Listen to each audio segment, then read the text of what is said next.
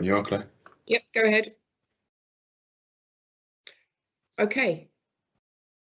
Welcome everyone to the July board meeting. Always seems to go around pretty quick this month, I've noticed, when you're chairing it.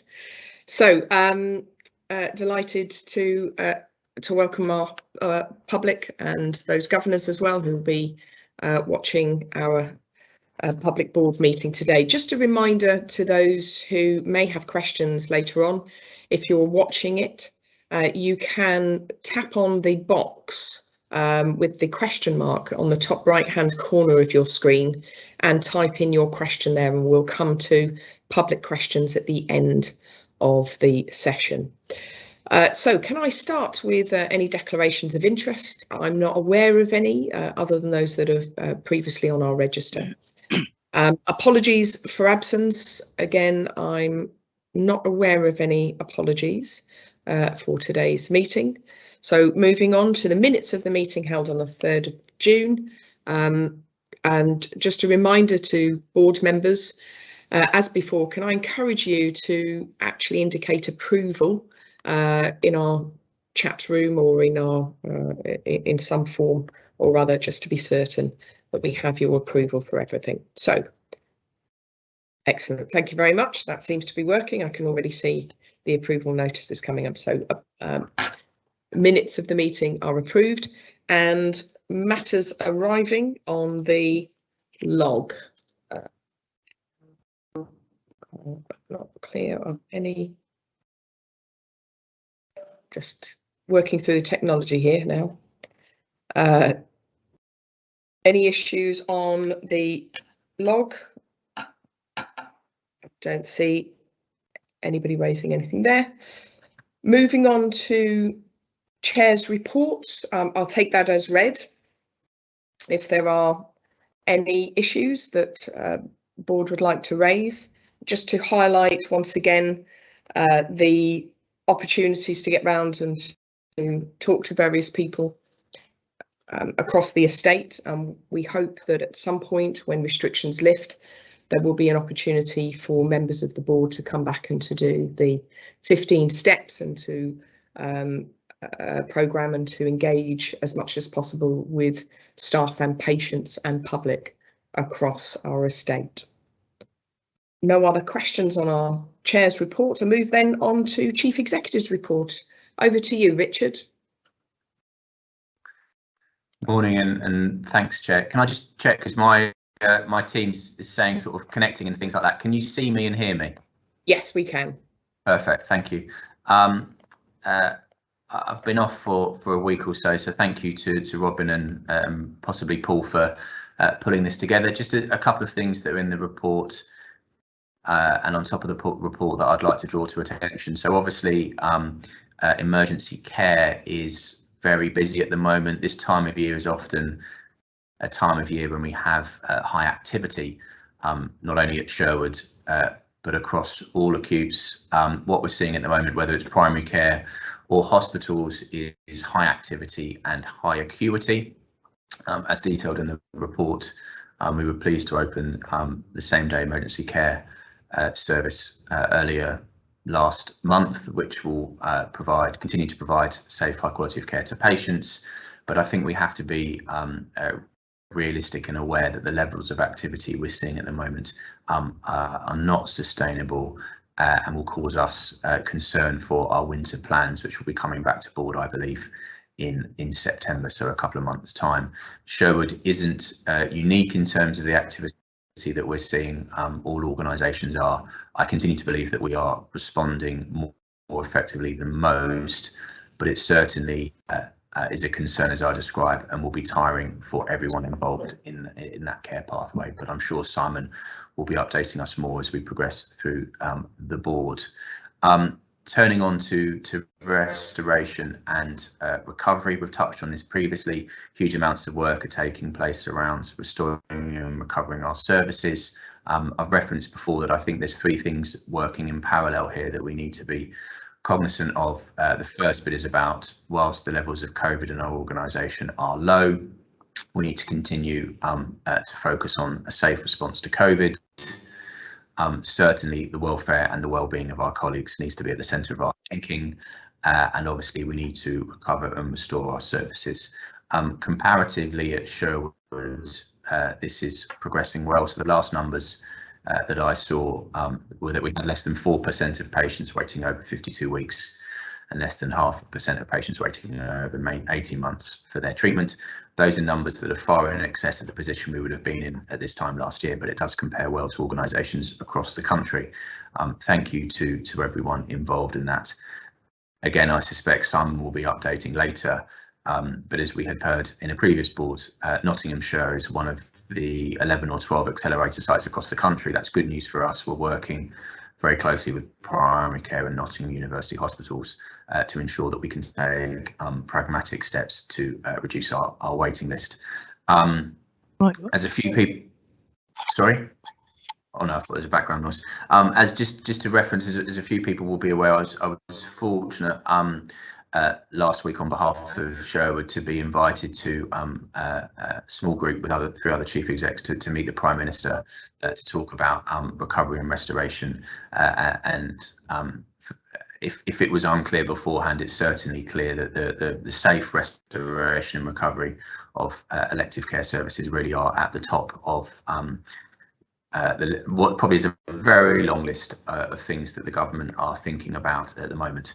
Another thing that I think we've all been thinking about recently, and certainly is at the top of sort of my priority list, is health inequalities. I joined a national meeting on the 17th of June about health inequalities, and it struck me from that meeting that I think we can view our response to levelling up or health inequalities probably through 4 specific things. The first bit is about the personal steps that we're taking to support equality, diversity and inclusion, and ensuring that we have a culture of allyship. I think that we have made huge progress as an organisation. Colleagues will remember that in 2020, in the staff survey, we were 8th in the country for EDI, so we've made huge progress. But I think we'd all recognise that that is not the lived experiences of all the colleagues in our organisations. The second bit is about us thinking of us as an employer through the EDI lens.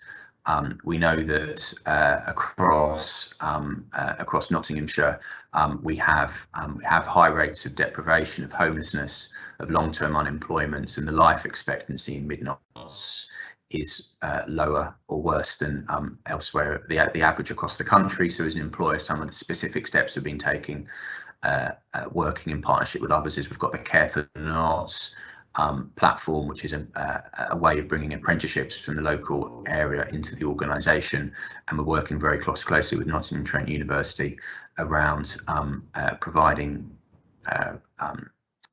opportunities for nurses to train at Sherwood Forest hospitals, which is a key enabler of social mobility. The second bit is as a provider of healthcare. We know that inequalities have impacted greatly on people for a number of years, and that's certainly had a lens shone on it through COVID. So what I think is a really good piece of work that's gaining traction at the moment is, as we are restoring and recovering our services, we're looking at markers of deprivation and vulnerability of learning disabilities and ethnicity, and we're having clinically led conversations about how we can accelerate the care for those patients. We also, in the Mid-Nots Integrated Care Partnership, earlier in June, we had a really interesting presentation about our musculoskeletal services, and what came out through one of the slides in that is that if you lived in more deprived areas in Nottinghamshire, you are less likely to have a hip or knee replacement or to be offered one than the least deprived areas. So for the age groups of 68 to 77-year-olds, if you are in the least deprived electoral wards, you've got a 30% chance of being offered a hip or knee replacement if you need one, or in one of our pathways. And if you live in the most deprived area, your chances are less than that, it's less than 15%. So there's a lot of work to be doing around levelling up. And then the final of the 4 things in terms of health inequalities that I think we need to be viewing it through is us as a purchaser. And one of the things we're trying to do, or the best example I can think of, is the work that we're doing with many risk colleagues to ensure that the contract we have in place with them is not just a financial transactional contract, but it is also identifying ways in which we can work effectively to be a good employer. As I said at the beginning of this, I think that we have made progress as an organisation in terms of inequality, both as an employer and also as a provider of healthcare, but the reality is that's not the lived experiences for all of our colleagues. And some of you may be aware that one of our colleagues earlier in June was racially abused on a ward, and I'd like to apologise directly to that colleague. It was unacceptable, and I feel as an organisation, A, we could have protected them more effectively, and B, we could have responded more effectively than when it happened. And Dave Selwyn and I have made contact with that individual, and we will be apologising face to face very shortly. Three final things for me. I'd like to draw attention that we have made a good start to the year financially. In particular, the financial recovery plan is going well, and I'd like to thank everyone involved in that, recognising the importance of that balanced portfolio. Earlier in June, there was a meeting about improvement at Shrewsbury and Telford services, and colleagues will remember that we have budded with them around the maternity services, and I'd like to thank colleagues for the work that they're doing to support Shrewsbury and Telford maternity services, whilst understandably ensuring that we're continuing to provide safe care here as well. And we've got a report around maternity in a bit. And then finally, I would like to congratulate Emma Challens and the Proud to Be Ops team for winning a Health Service Journal Partnership Award on Tuesday evening, I think it was. Very richly and well deserved. So I'll pause there. Lots going on. I'm very happy to answer any questions. Thanks very much, Richard. And that's quite extensive, lots of things going on there. Just picking up on one of the points that you mentioned in relation to the nurse apprenticeships. I understand we had 240 applications for 20 places, and that those places have now been extended by our partners to 40 places, which is fantastic news to see such interest, not just within this community, but broader as well. Do we have any other questions for Richard on his report or the issues that he's raised? Lots of points being made to congratulate Emma as well for the success of the team at the HSJ Awards. Okay, perhaps we can move on then to the COVID vaccinations update. Claire, you're joining us for that. Hi, good morning, everybody. So the report is here, which I will take as read. I'll just pull out a couple of the high-level figures if I can. So we have at the hospital hub at Sherwood vaccinated over 100,000 people, and we've registered for Hospital Hub Plus, which is a commitment to support the vaccination programme in phase 3 throughout the autumn. So we're one of 8 hubs nationally that have already registered into that. So we will be part of the onward vaccination programme later on this year. And we've also converted to the national booking service, which makes booking appointments at the hub easier and more widely available. It also enables us to draw down vaccine supply much more easily because it's linked to the national supply chain in a much more sophisticated way. So all of those things have happened, which is good. In terms of Sherwood colleagues ourselves, if I take our substantive colleagues and bank colleagues, we've vaccinated over 89% of people. I do just want to flag there that we expect that figure to go up quite significantly. We are just doing some data validation to cross-reference the staff record with the immunisation record, and we are picking up that a number of people have actually had the vaccine. There's just a slight difference in the way that names are recorded on the 2 different systems. So we're just cross-referencing that now, which is a manual exercise. So I hope to be able to update the board with a revised figure next month. Just more widely in terms of the Nottingham and Nottinghamshire system, we were part of the Grab a Jab weekend last weekend, which was the national campaign to try and encourage as many people who are eligible as possible to uptake the vaccine. And we threw everything at it really as a system. We enabled walk-in appointments, had pop-up clinics, had the mobile vaccine bus, and we opened on extended hours, and also provided support for people who may be vaccine hesitant and who may need some support and want to understand some more information. We were really well supported by all of the local authorities to do some door knocking and encourage people to get out and have the vaccine, and that did work really well. In terms of the Midlands region, I think Nottinghamshire was one of the highest systems to increase the number of vaccines that were uptaken over the weekends. That was good.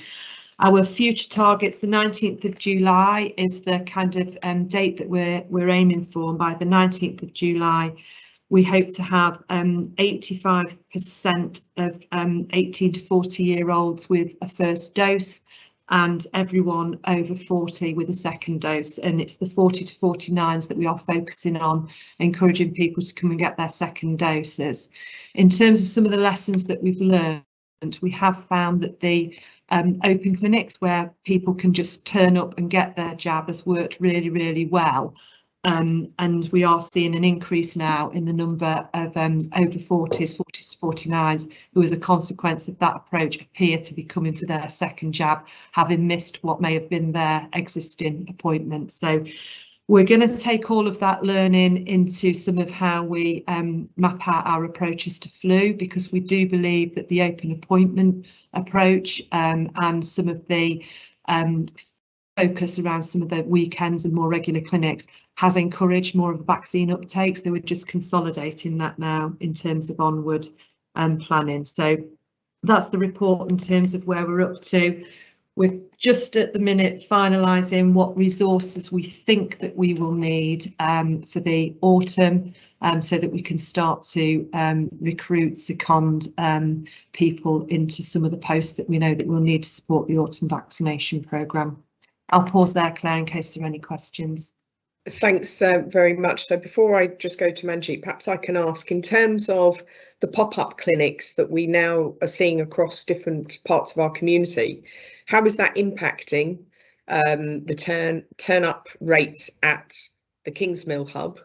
And do we think that there's going to be a change in behaviour for phase 3, where people would rather go to vaccination clinics in their local communities rather than coming into a central hub? So a couple of things on that. In different geographies, the pop-up clinics have worked quite well. So in terms of addressing some of the health inequalities issues, having a pop-up clinic with open appointments in some of the city areas, for example, has tended to work well with those communities, combined with work with the local authority. So people being able to knock on doors and then a vaccine being available there and then is something that has worked well.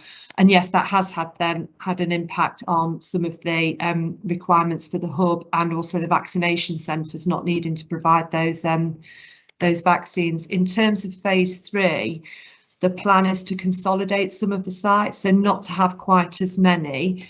In terms of the hospital hubs, the focus is likely to be on prioritising health and care staff to obtain their vaccine through the hospital hubs. So that will be the initial focus. That's how we'll use it, probably with more of the pop-ups and a wider spread across the community for wider citizen vaccination. Thanks, Claire. Question from Manjeet. Thank you, Claire, for a very comprehensive report. I wanted to ask about the booster programme. Have we had any announcements on what that will look like, and also would our hub be used for that? But maybe it's early days about our hub, considering Claire's question. So the hub will be used to support the booster vaccination, probably with a focus around health and care staff. We're waiting for confirmation on what the arrangements are for boosters. I think in the news there has been some press around a focus on it in the autumn up until December, with priority groups, health and care staff, those over 50 and those clinically extremely vulnerable. But we haven't had formal confirmation of any of that through yet in terms of the programme arrangements. Okay, thank you. Thanks. So Dave, did you want to come in as well?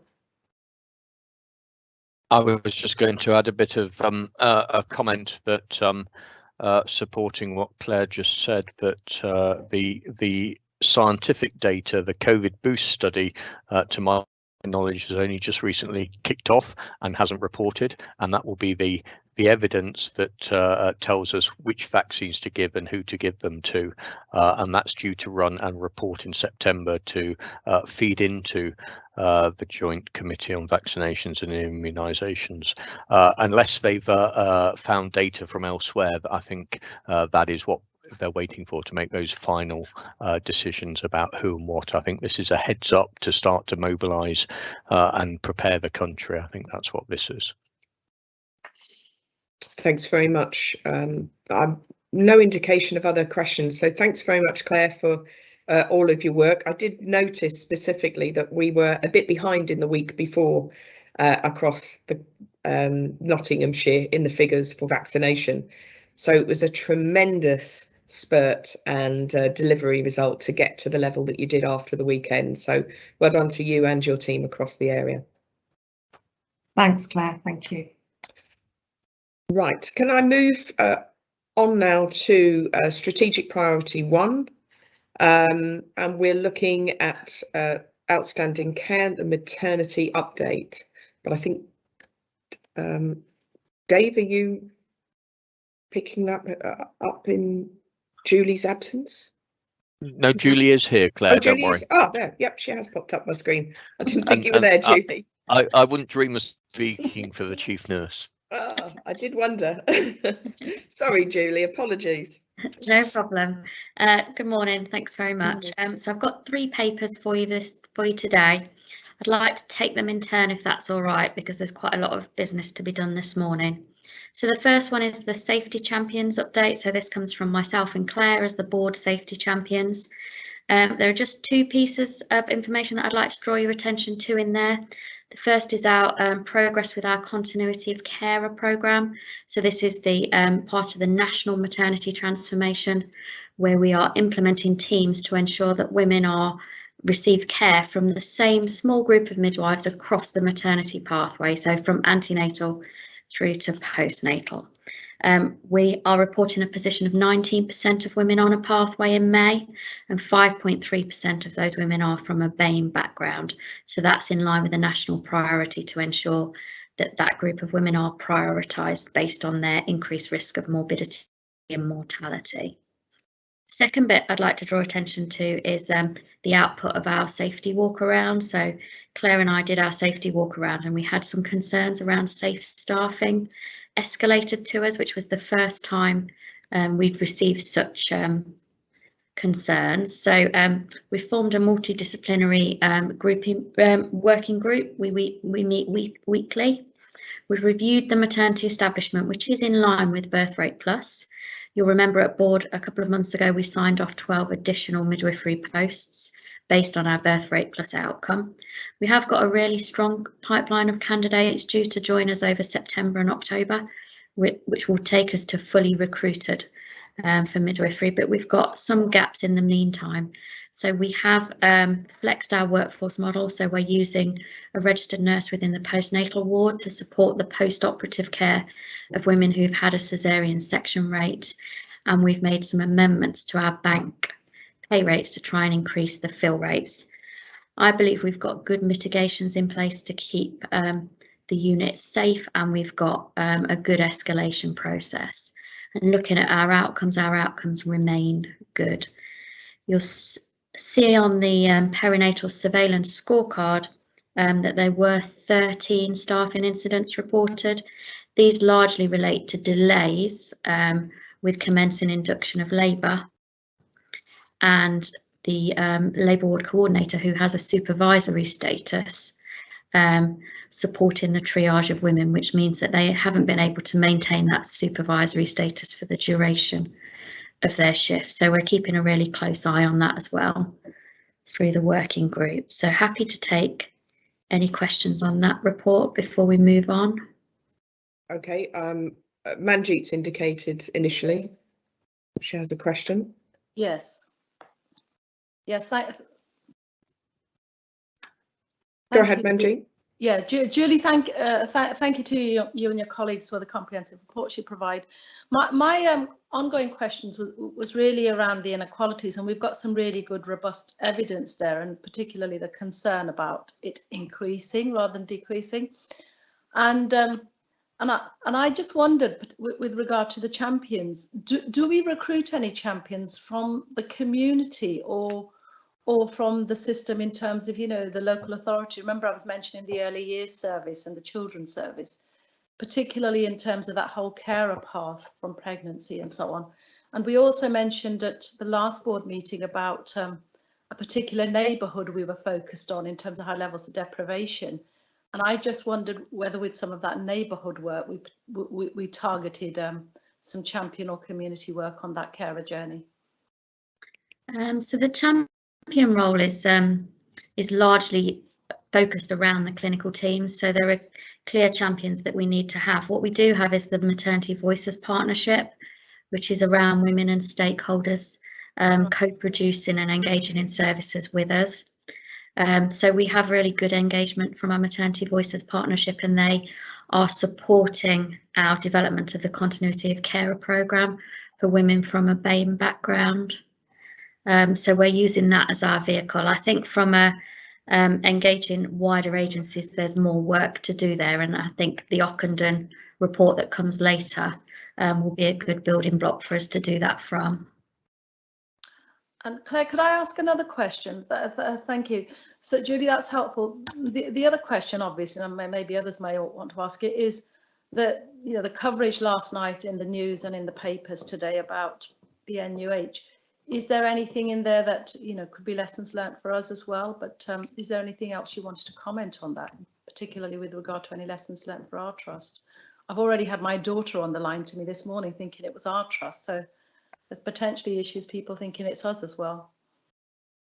So I think there will be lessons for everybody to learn. So we're all currently learning from the investigation into Shrewsbury and Telford, and that's part one of the Ochendon report, and those recommendations are being rolled out nationally. Whenever there is a maternity unit report that comes out from the CQC that rates a unit as inadequate, we do look at it and benchmark ourselves against it to ensure that we're learning. So we have done that with the NUH report. We've also done it with the more recent Sheffield report. And we've got really good relationships with NUH. So we're just working with them now to think about how both units can learn from this. So we've got a good programme of work in place. Good to hear we're supporting them. Thank you. Question from Barbara. Thanks, Julie. So great to read and hear about our compliance with the Saving Lives Care Bundle. That's really good stuff, really good, strong evidence base behind that. I was particularly interested about the continuity of care, and I'm afraid you've made reference to some documents in Appendix 1 and 2, and of course I can see them, but I can't open some of the attachments. So I was just curious about the plans to move from our 19% of women booked under continuity of care. What's the sort of trajectory for that to increase? Is there something that you could share with us that gives us a sense of the speed that will be improving? Yeah, I certainly can, and I'll make sure that it forms part of the report next time. I think it's fair to say that we're changing our approach for the rollout of further teams, learning from what other organisations have done. So we have followed a very traditional model, and I think it's fair to say we've got some quite tired midwives at the moment in the two teams that we have got, and we have focused on geography and learning from others. People are focusing more on women with a certain risk factor or a chronic condition, and I think we've got an opportunity here to do something around our younger women, so those under 20 who are pregnant, and thinking about how we support them to get off to the best start. So I think we're going to start to look at different cohorts of women and engage our specialist midwives. So the reports that you'll see really talk about engaging with the Maternity Voices Partnership to think about how to roll the teams out in a way that meets the needs of women. There's lots of pressure, for example, to put a team in to support BAME women. But actually, if you talk to BAME women, they don't want to be put into a team because of the colour of their skin. So it's really thinking about how do we meet the needs of women as well as the national agenda, and the plans are very much about that, but we can certainly bring a trajectory back next month because there's lots of work going on with the MVP at the moment. Thank you. Thanks. Julie, I wonder whether you might talk a little more about what we're doing around reducing smoking in pregnancy, because when we were out on our walk around, one of our midwives has taken on a lead role on this, and perhaps you could talk a little bit more about that. Yeah, so Nottinghamshire have been identified as an early implementer site for the new model of smoking cessation for maternity services. So Sherwood are leading this for the system, and what it involves essentially is bringing smoking cessation services in-house, so that women have access to them alongside their antenatal care, alongside intrapartum and postnatal care. And we've just appointed Claire Allison, who is an amazing midwife who's going to lead that service for us. It's a very well-resourced project, and it will be evaluated because the plan is for it to be scaled up and rolled out nationally. So we're really excited about that. And that's why we're keen to set up the teenage pregnancy team as well, because we know that many of our pregnant women that smoke throughout pregnancy are in that younger age group. So I think those two things are really exciting things for Sherwood and will make a huge difference. Fantastic. Dave, did you want to come in on this?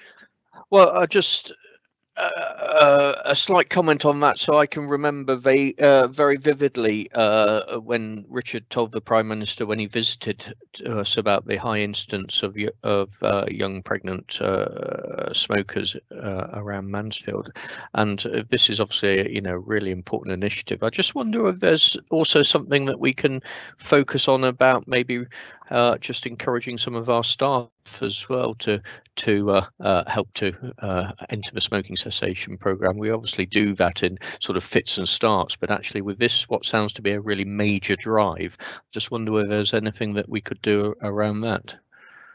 Alongside it, we are making some changes to the wider smoking cessation program in the organisation. So we've got an opportunity to recruit a smoking cessation advisor who'll be much more clinically present and support the wards, and we are planning to make that role a bit more staff facing as well. At the moment, staff can access the service, but it does involve staff reaching out rather than us going to them.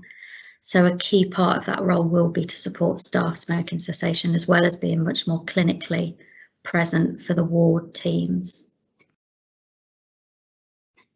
That's really helpful. Thank you very much, Julie. Do you want? I've got a question from Neil actually before we move on. Yeah, thanks, Claire. Just wanted to ask about obstetric hemorrhage. We've got a fairly red pattern across the last 12 months. Is there any underlying cause of that, and can you explain what's being done to try to reduce it? Yeah, so every case is reviewed at the triggers meeting, and to date they have been unable to find any lapses in care. As a result of the board, we requested a deep dive, so to look at a collection of postpartum hemorrhages rather than looking at them individually. That deep dive has now been completed and it will be reviewed by the Maternity Assurance Committee. So we will feed the outcomes of that through to this group. I haven't seen the final report as yet, so I can't give you any early insight into it, but it is agendaed to go through Maternity Assurance Committee, so we should be able to update next month. Okay, thanks. Dave? And just building on that, Neil, so we flagged that through the other governance committees, the Patient Safety Committee, and in fact we were discussing this at the divisional DPR, I think a week or so ago, and the division were very confident that actually they didn't feel as though there was an excess hemorrhage rate amongst the population of the patients that they were seeing. They did make the point that the estimation of blood loss is very ad hoc. So in effect, just to give a bit of background on that, trying to ascertain how much blood has been lost in delivery of a baby can be difficult because of all of the other fluids that are involved in and produced at that sort of time. But that was something they were going to do some work on getting better. The key aspect that they wanted to focus on was around actually the appropriate treatment of people who actually had significant hemorrhage, and ensuring that these patients were identified and the replacement blood or appropriate monitoring was instituted. Thank you.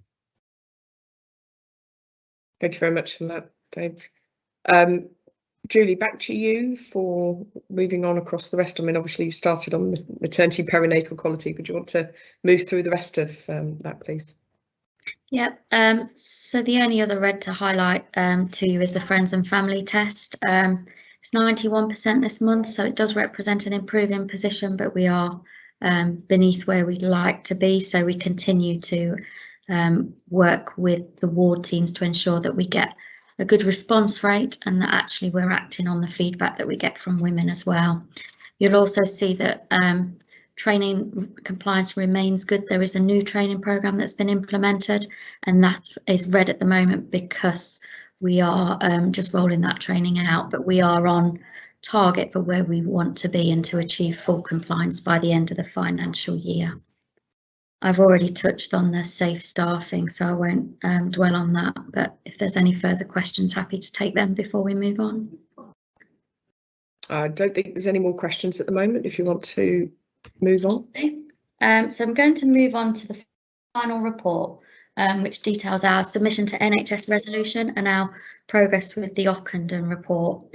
I'm going to take the NHS resolution submission first. So there are 10 safety actions that we are expected to achieve, and the evidence provided that details our compliance with these safety actions has been through the Maternity Assurance Committee. As a reminder, the Maternity Assurance Committee is led by myself but has other exec representation on it. It also has CCG representation on it, Maternity Voices Partnership representation, and then UCLH are on there as our maternity partners. 2 of the safety actions are validated externally, and that's documented in there for you to see. And we also commissioned a 360 assurance report to look at our compliance with these safety actions. Based on the view of the Maternity Assurance Committee, 360 assurance and the 2 actions that are validated externally, we are recommending that the board declare compliance with all 10 safety actions. There's one safety action that I just want to draw your attention to, and that is safety action 9. And there's one point in that where there is some confusion in the wording for the technical guidance. So it interchanges board oversight with board level oversight. And this is particularly relevant for oversight of the Continuity of Care Action Plan. So at Sherwood, we have had board level oversight from January to April, and from May, we've had board oversight.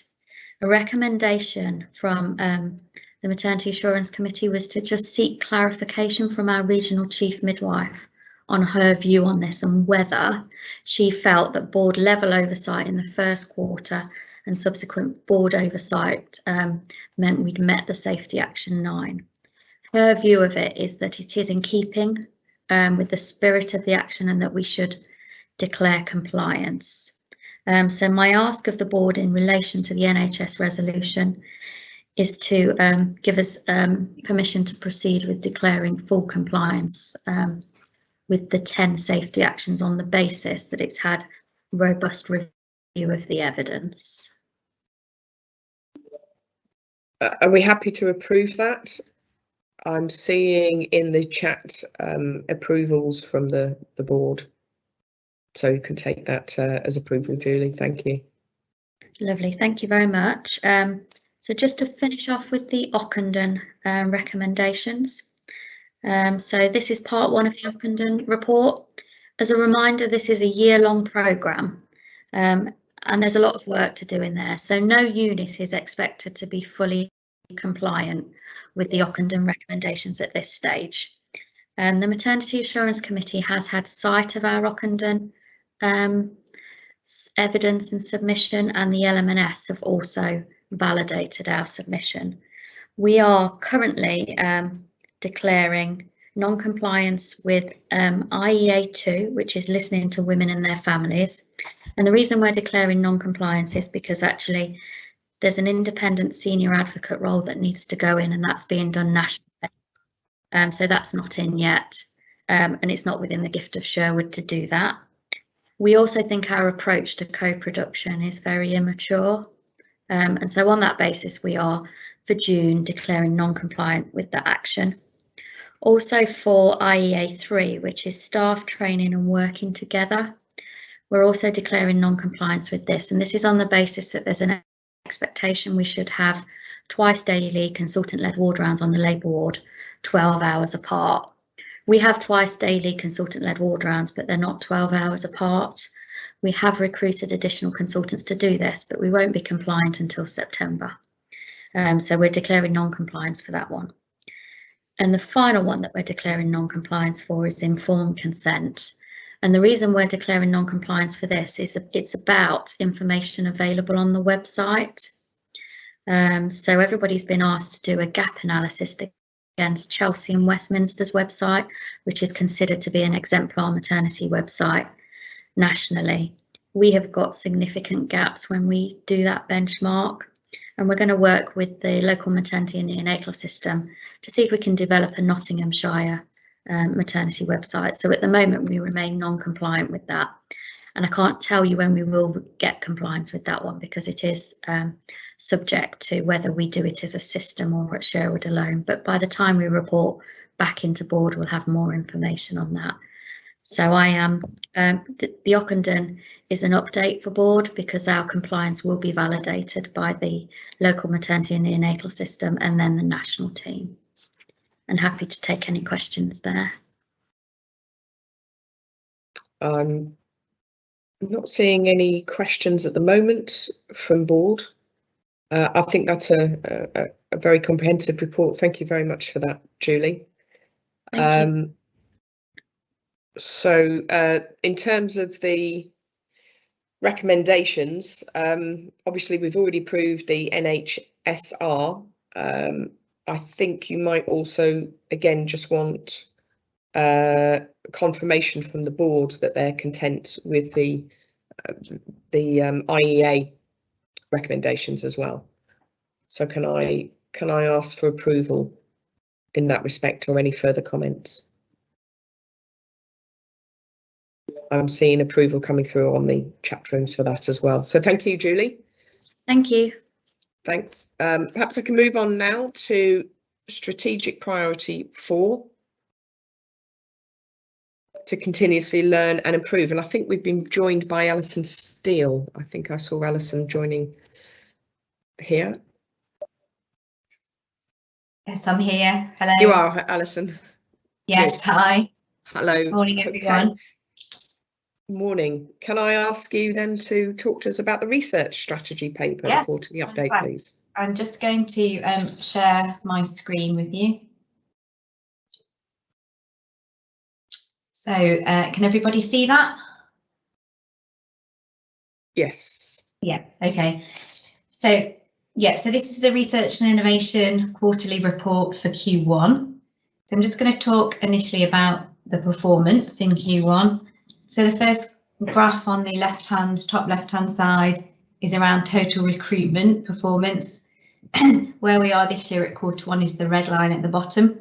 Our target for this year is 2,000 recruits. And the blue line is where we were at last year. So as you can see, significant reduction in recruitment at this point in the year, which is what we would expect because we're in a phase of recovery at the moment in growth. So we've decided, with discussion with the medical director, that we've set our target at 2,000, which is low compared to previous years, but that we will review the target at Q2 and make a decision about whether we increase that significantly. It's very difficult at this moment in time to predict the types of studies coming through because across the whole research landscape there is growth that's happening. It often depends on whether we have a high recruiting study. So I think by Q2 we'll be able to give a much better view of you know, a target that is appropriate. So moving on to the next graph at the top right hand side, that just shows recruitment over the past 5 years, which you can see has steadily increased. Slight drop last year, but still significant recruitment for a trust of this size into urgent public health studies. Then at the bottom left, we're looking at recruitment by speciality, and this is for Q1 of this year. So most of the recruitment, as you can see, is in respiratory, and again that's from urgent public health studies. And then, you know, significant recruitment still in gastro, rheumatology, and critical care. And obviously, as we start to reopen studies, we'll start to see recruitment coming through into the other areas. So the final graph at the bottom right, this is looking at recruitment into commercial versus non-commercial studies for last year and this year. So as is normal, most of our recruitment appears in non-commercial trials. Last year we did recruit 7 participants into commercial trials, and obviously the focus was on COVID studies, which were not commercial unless you had a vaccine study, which we didn't have here at Sherwood Forest. This year so far we have recruited 6 patients into commercial trials, and that's into the Success study, which is looking at 3 different treatment arms for Parkinson's disease. We were actually the first study in the UK to open as a site for this study. We did start recruiting last year, and overall we're doing really well compared to other sites. So moving on to talk about finances. So our overall income this year from the CRN East Midlands is just over £850,000, and this is a significant increase on last year, so it's just over £100,000 more. The reason for this is that there has been significant income pumped into research post-COVID by Department of Health and NIHR, and we have received a small portion of this income. We've also put bids in for extra income this year around certain priorities, which I'll talk about later, and have been successful with both of those bids. We've also been successful with a joint bid with primary care to look at increasing research opportunities across the system. So commercial income that has come in so far in Q1 is looking really good, considering the number of studies that we've got. So it's just under £44,000. Some of that money will go into the divisions for them to build research capability and capacity, and some will remain within R&I. And then we get the minimal funding from the Department of Health every year, which is £20,000 to build research capability and capacity. The next slide is looking at patient experience. So a couple of years ago we did a patient experience across the board, but during COVID our patient experience has been focused on the Siren study, which is a staff study. So we recruited 745 participants to this study and had a really good response rate in terms of experience. I won't go through all of this, but it's generally very good, except for, I'll just draw your attention to, on the right hand side, 57% of participants felt that they were kept updated about research. So we've looked at the comments more closely in relation to this, and some of this is in relation to that staff really wanted to know their antibody results, and we didn't have the ability to do that within the study. It is now being progressed with pathology, so we very soon should be able to do that, but I think that's part of the reason that scored quite low in that area. And then going on to restart, recovery and growth. So for about a year, we've been in a position of starting to reopen studies as we can. And we're now at a position where 93% of our studies that we had before COVID have been reopened. So the graph on the right hand side is just showing you the difference between last year and where we are now. So we had 74 studies open before the pandemic hit. We had to suspend 58 of those studies and kept 16 open based on patient safety requirements. We have now reopened 54. But some of the studies have closed just naturally. We've done a bit of housekeeping and we've closed some studies that haven't really had any activity on them, and we're not going to have any activity on them in the next year. We've opened 10 studies in Q1, which is quite significant for us, and we have another 22 studies in setup at the moment. So actually, as growth goes, it's looking quite positive, and we're looking to have more studies open than we did before the pandemic, which is really good. And we're obviously keeping an eye on pipeline to make sure that this is consistent across the rest of the year. We have a main focus on commercial trials.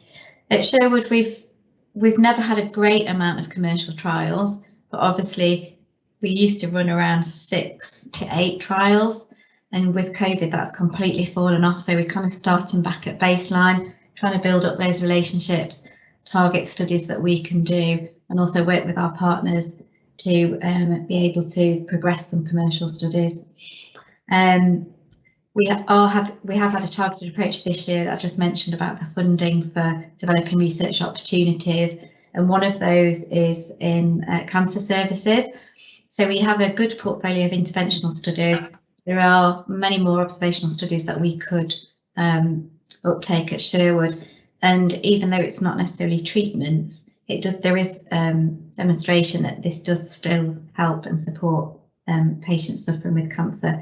So we were successful in a bid for a 12-month post to work across R&I and cancer services, and the main focus of this is to work on observational studies and actually do a programme of engagement across the division, work with some of the cancer speciality nurses to be able to inform them so they're in a position that they can discuss much more widely the cancer trials that we have in Sherwood Forest and across Nottinghamshire. We've actually topped that up to a band 6 because we felt that that would be, it's quite an autonomous role, so we felt that would be more appropriate. We have relaunched our research academy that's been in place for a couple of years, and this year we have members of staff that have come from critical care, occupational therapy, critical care outreach and day case. So they're all working with us for a 6-month period. We're really excited to hear that we had the research champion role confirmed as an official link role, which is fantastic.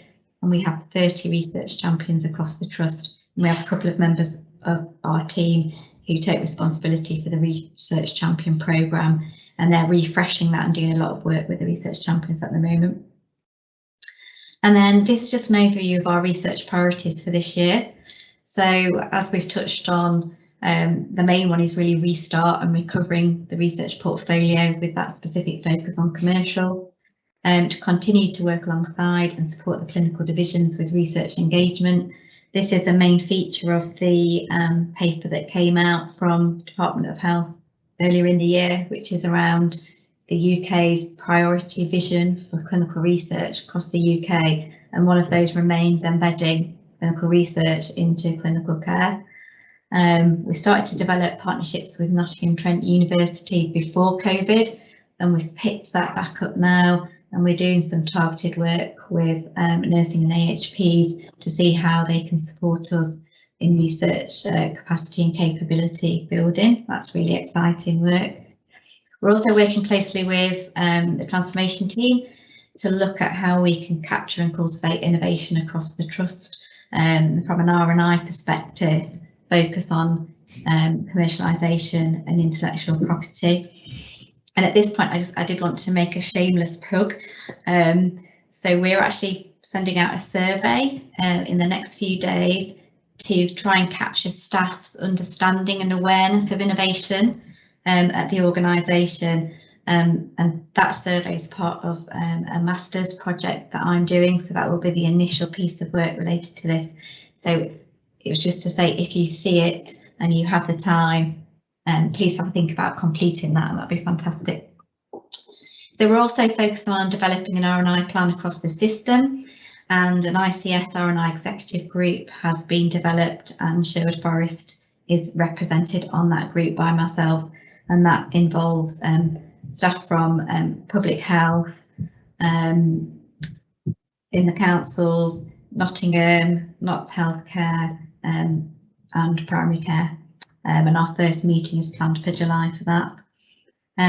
We're also trying to broaden our collaborations with primary care and NUH to try and make participation in research easier for our communities. We're looking at doing some joint commercial studies with NUH that will be targeted with certain practices in the area. And then we've also been successful with a bid with primary care and one of the practices in Huthwaite to put a Band 7 post into place that will be employed by Sherwood Forest, and will work with GP practices in Mansfield and Ashfield, Newark and Sherwood to try and support them to become research ready, and also to work on trials, some more simple trials that we can start to bring up to this area. And then one of the other key outcomes that came from the UK Clinical Research Vision is making sure that we can deliver digitally enabled trials, which we do sometimes struggle with at Sherwood Forest. And we're working with the Chief Nurse Information Officer around some of the objectives within that piece of work. Yeah, and that's it for the moment. So if anyone's got any questions. Thanks very much. We do have a couple of questions for you. Perhaps I can start with Tim. Thank you, Claire. Thank you, Alison. Lots of activity, all on the positive side, especially the journey that you and your colleagues have come through over the last few years. Just building on a lot of the forward thinking, we had discussions at board level over the last couple of weeks around Newark and space utilisation and everything else. Do you have any plans in the future to try and utilise Newark so that we can look at the geographical areas of our patients around, rather than them having to be linked just to Kingsmill? Yeah, so we do recruit across all 3 sites wherever there are services. So for example, Success, that's one of the studies where we do recruit from Newark as well. So wherever we have trials that have services that run across 3 sites, research nurses do go and base themselves there for clinics. We have been looking, as you know, over the last few years for a substantial space for a clinical research facility, and we have scoped out Newark and Mansfield Community Hospital because there is a state there. But unfortunately, because many of the trials are recruiting from services that are based here that also need the support departments that are here, like pharmacy, pathology, we do need to try and focus that base at Kingsmill, but we don't forget about patients attending Newark and Mansfield. Okay, thank you. Okay, Andy. Thank you, Claire. Thanks, Alison, really important. So in the spirit of Build Back Better, recovery and health inequalities, which are a key focus for us all at the moment, do we know if there is a gap for the Mid-Knox population in terms of access to research across the system, not just research that we hold at Sherwood? If so, do we have a feel for some of the areas and a plan about what we might do about levelling up that inequity? Yeah, so yeah, there certainly is.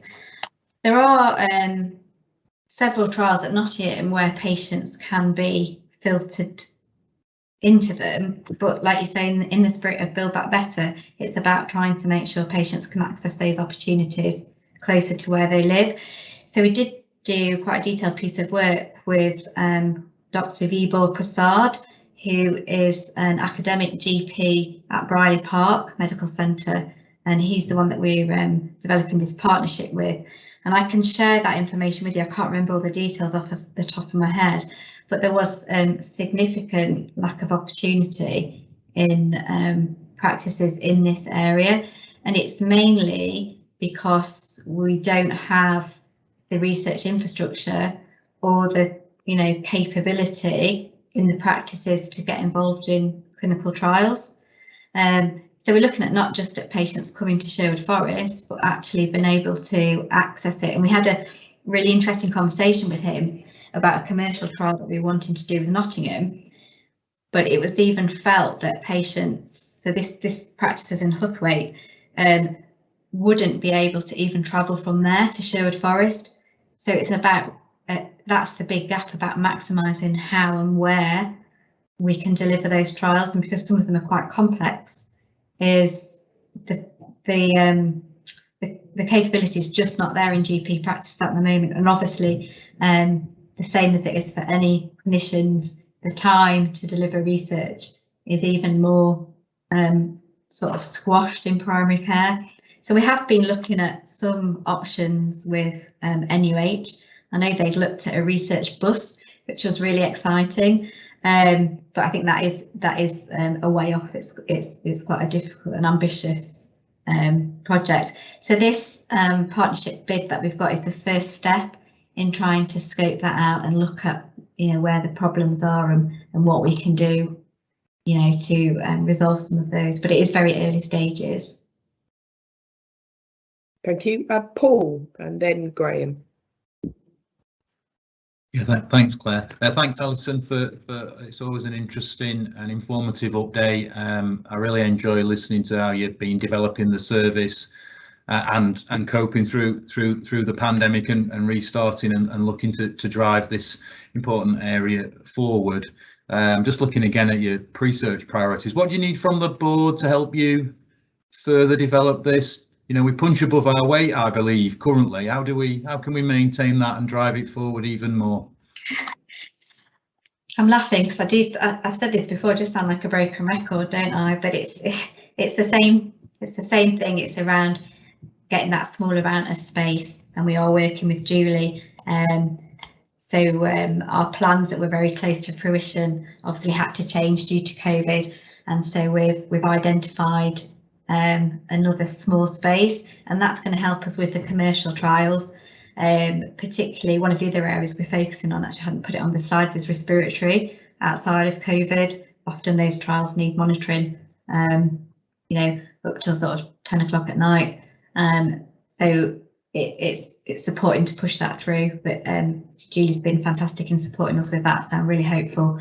The other thing is around the engagement with divisions, and I think we're waiting for some more detailed information to come out from NIHR and Department of Health about embedding research into clinical care. So it's clearly a national priority being pushed from government level, and it's something we've been trying to work on for a couple of years. So I think it'd be great if we could get ahead of the game on this. You know, we've made small steps and inroads into this, but I think this is the area that we definitely benefit from board support. Yeah, thank you, Alison. Thanks, Alison. Graham. Thanks very much, Claire. Thanks very much, Alison. Yes, I'm not surprised to hear about the space bit. I'm pleased it's come back up again. We must make sure now that COVID is settling down and support Julie and deliver the requirements that you've got on that side as soon as we can, because it's been dragging on a little while. Two kind of other points, partly you've touched on it as well, but is there anything particular we can do to help on the commercial side? And then the other bit is, you mentioned linkages and the bits we're doing with Nottingham Trent. Are we doing anything with University of Nottingham, or they just tend to work primarily with NUH? Yes, so I'll start with your second question first. They do tend to work more with NUH. We are doing some work with them in the rheumatology space. So obviously we have Professor Walsh, who's really research active at Sherwood Forest. So we have got a couple of programmes of work with them, but they're more related to specific studies and tissue repositories.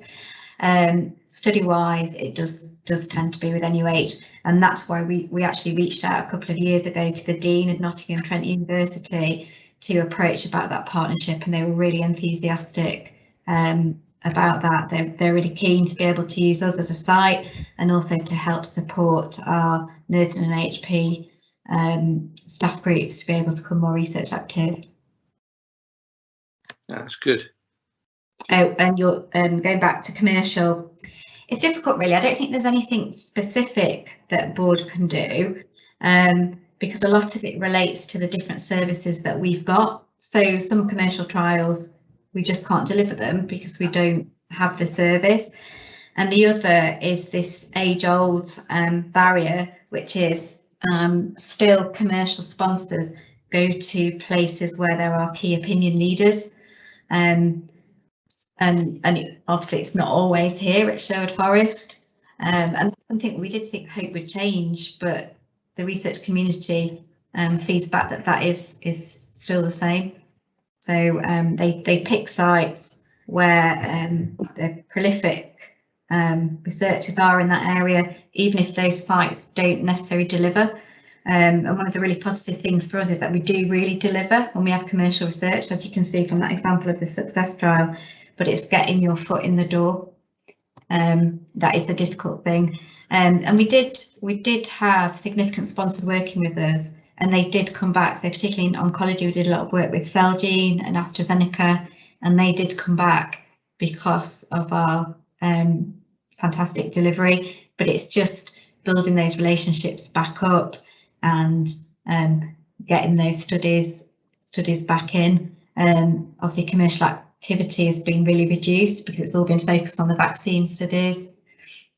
So I'm not sure there's anything specific we can do. I think it's just supporting us to make sure we have the right environment and the right engagement to be able to take on those studies and deliver them successfully. Thanks, Alison. Dave, do you wanted to just come back in? Well, I was just going to flesh out the comment and Neil a bit. So a lot of this sort of discussion is focusing on the clinical side of research. I think we just ought to not forget that there is a huge component around the innovation, and I think that is where the relationship with Nottingham-Trent University may reap significant benefits. They have a different approach and a different skill set and interest to some of the traditional clinical based research.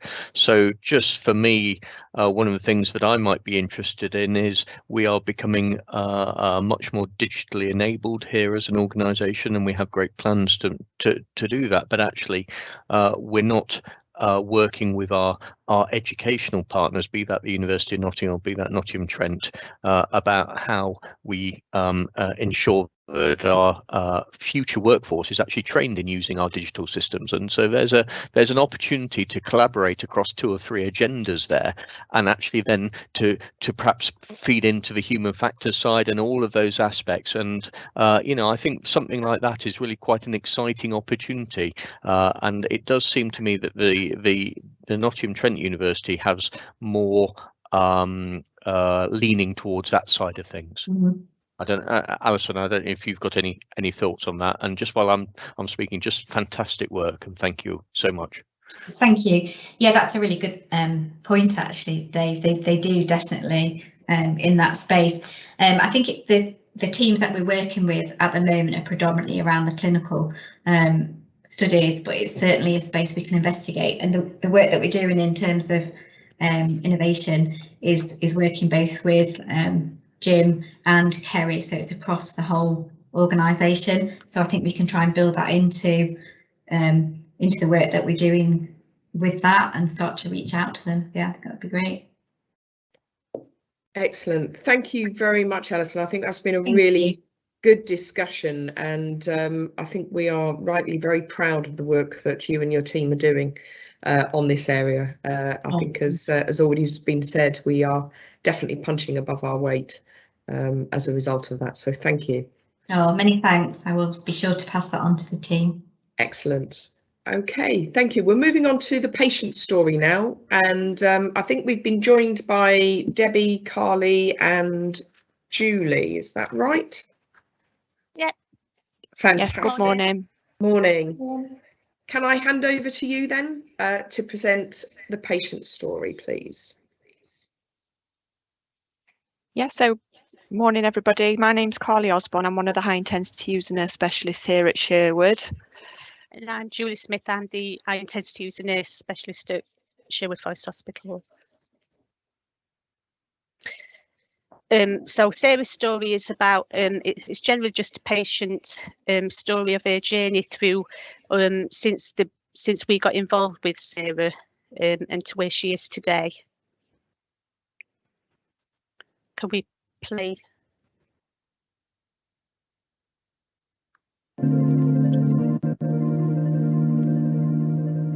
My name's Sarah. I'm a 42-year-old double above knee amputee, and this is basically the story of my life so far with relations to Kingsmill and obviously the frequent attender service users. My name is Julie Smith. High intensity user nurse. And I'm Carly Osborne, high intensity user nurse. The high intensity user service first rolled out in 2018, and we manage a caseload of patients who are frequently attending the emergency department, and we provide an individualised service for those patients to ensure that they're engaging with the right services both in the hospital and in the community. Can you tell us, Sarah, how long you've been coming to the emergency department? Roughly about 10 years. Following a road traffic accident, I damaged my back, and obviously I've had lots of problems with it, lots of lockups, things like that, so it meant frequent visits to here. I did have quite a lot of mental health issues. I have had a couple of spells in Millbrook.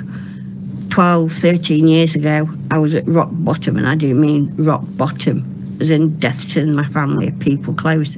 And I think that impacted on my physical health a lot as well. So I was bouncing in and out with depression episodes and physical problems and then mental health problems. And I just felt that I just wasn't pointed in the right direction. And how did it affect things at home with your family life? And basically, my family life broke down, losing custody of my children, then my mum's death. That just was like the icing on the cake, and that basically led to me attempting to commit suicide.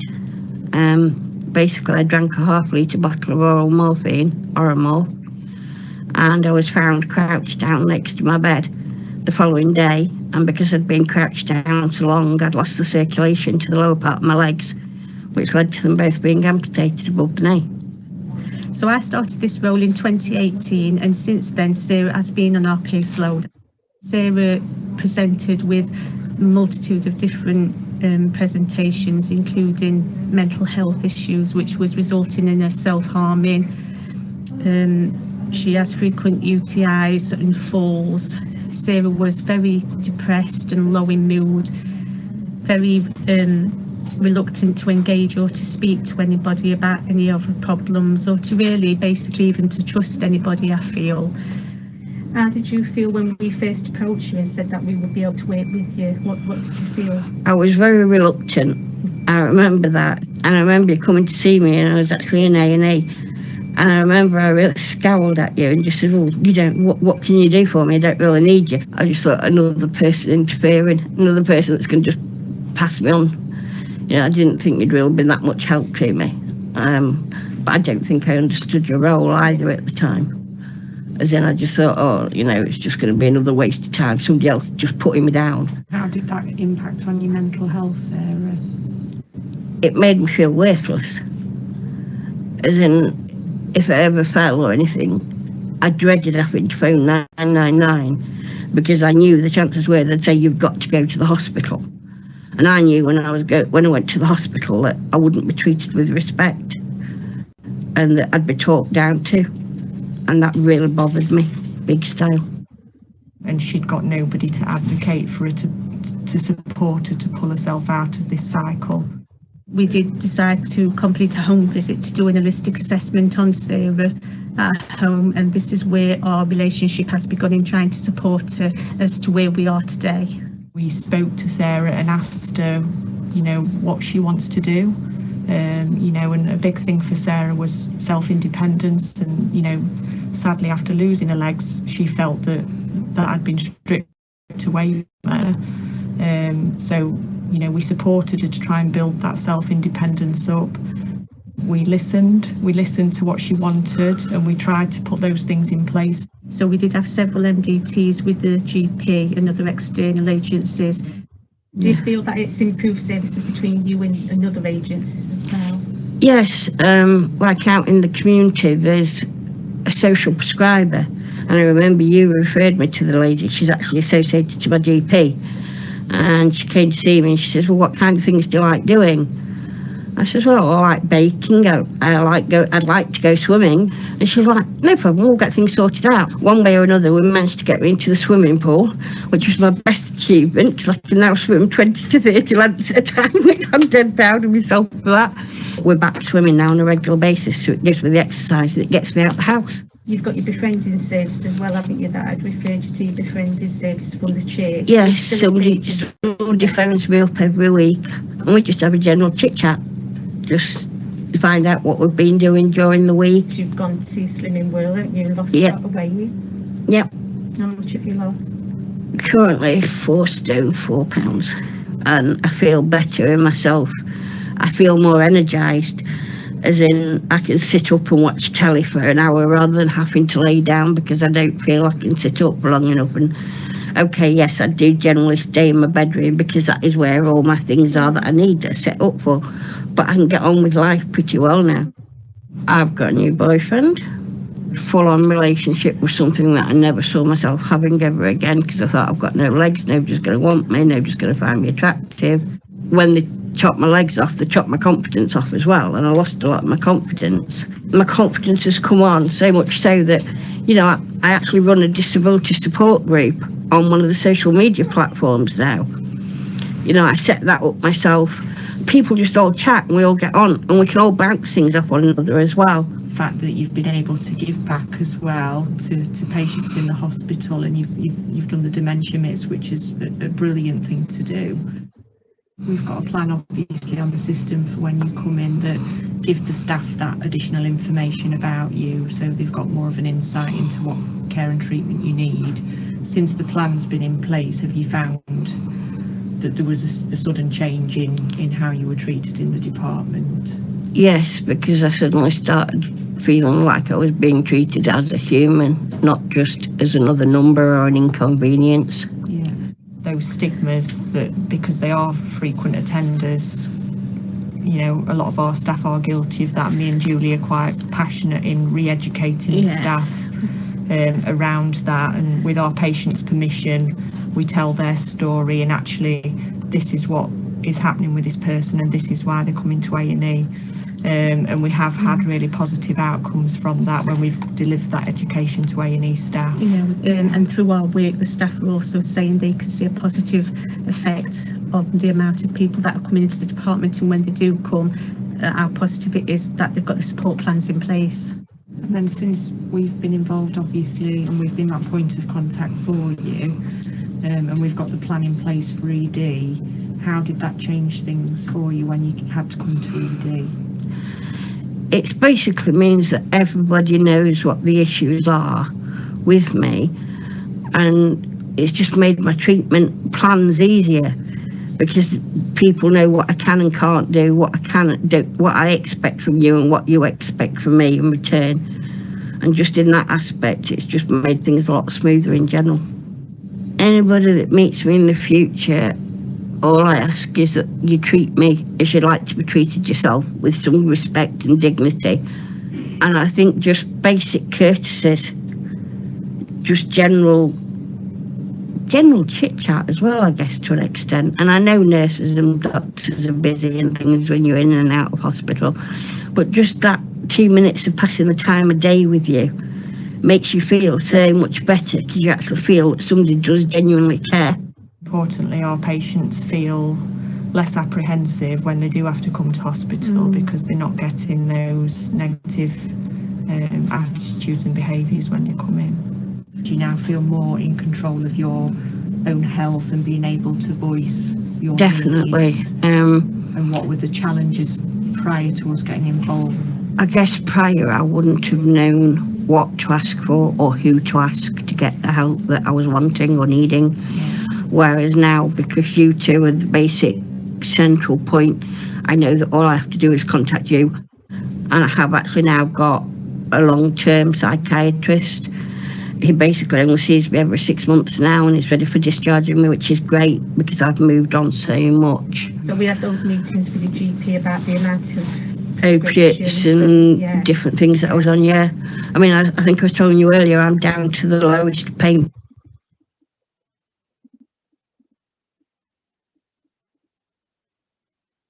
patch that you have now. So that in itself has done me good, because it's meant that I haven't felt as groggy all the time or sickly all the time. So what was really important is that we did involve Sarah with regards to the support plan in all the decisions and all the referrals. We listened to Sarah, ensured she was involved, we listened to her point of view. I think it was quite beneficial, because this is what's enabled Sarah to get independence and to be able to ring other agencies and to refer herself. Trying to get the rehabilitation that I've wanted has been the issue, as in I actually went to a hospital in Nottingham twice in a period of 3 years to try and get some prosthetics, and basically they just wrote me off and said no, and the people that were giving their input were the people that had been on the wards like 3 to 4 years earlier. They didn't know how I'd moved on in that time. And we were with you as well when you were told. Yeah. You know, a couple of years back, we were there in the room when you were told that I couldn't get them. You would never be granted prosthetic legs.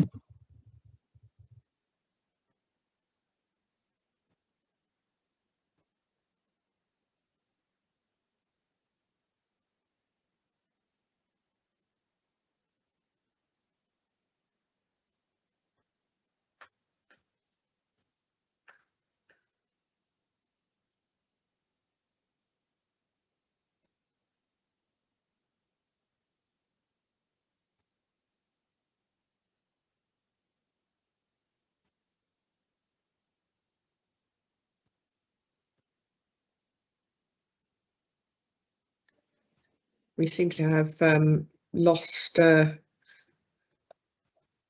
video here at the moment. Hopefully it's going to come back on.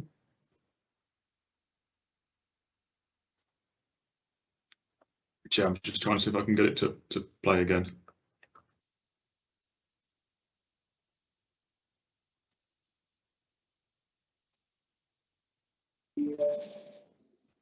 For 3 years to try and get some prosthetics, and basically they just wrote me off and said no, and the people that were giving their input were the people that had been on the ward 4 years earlier.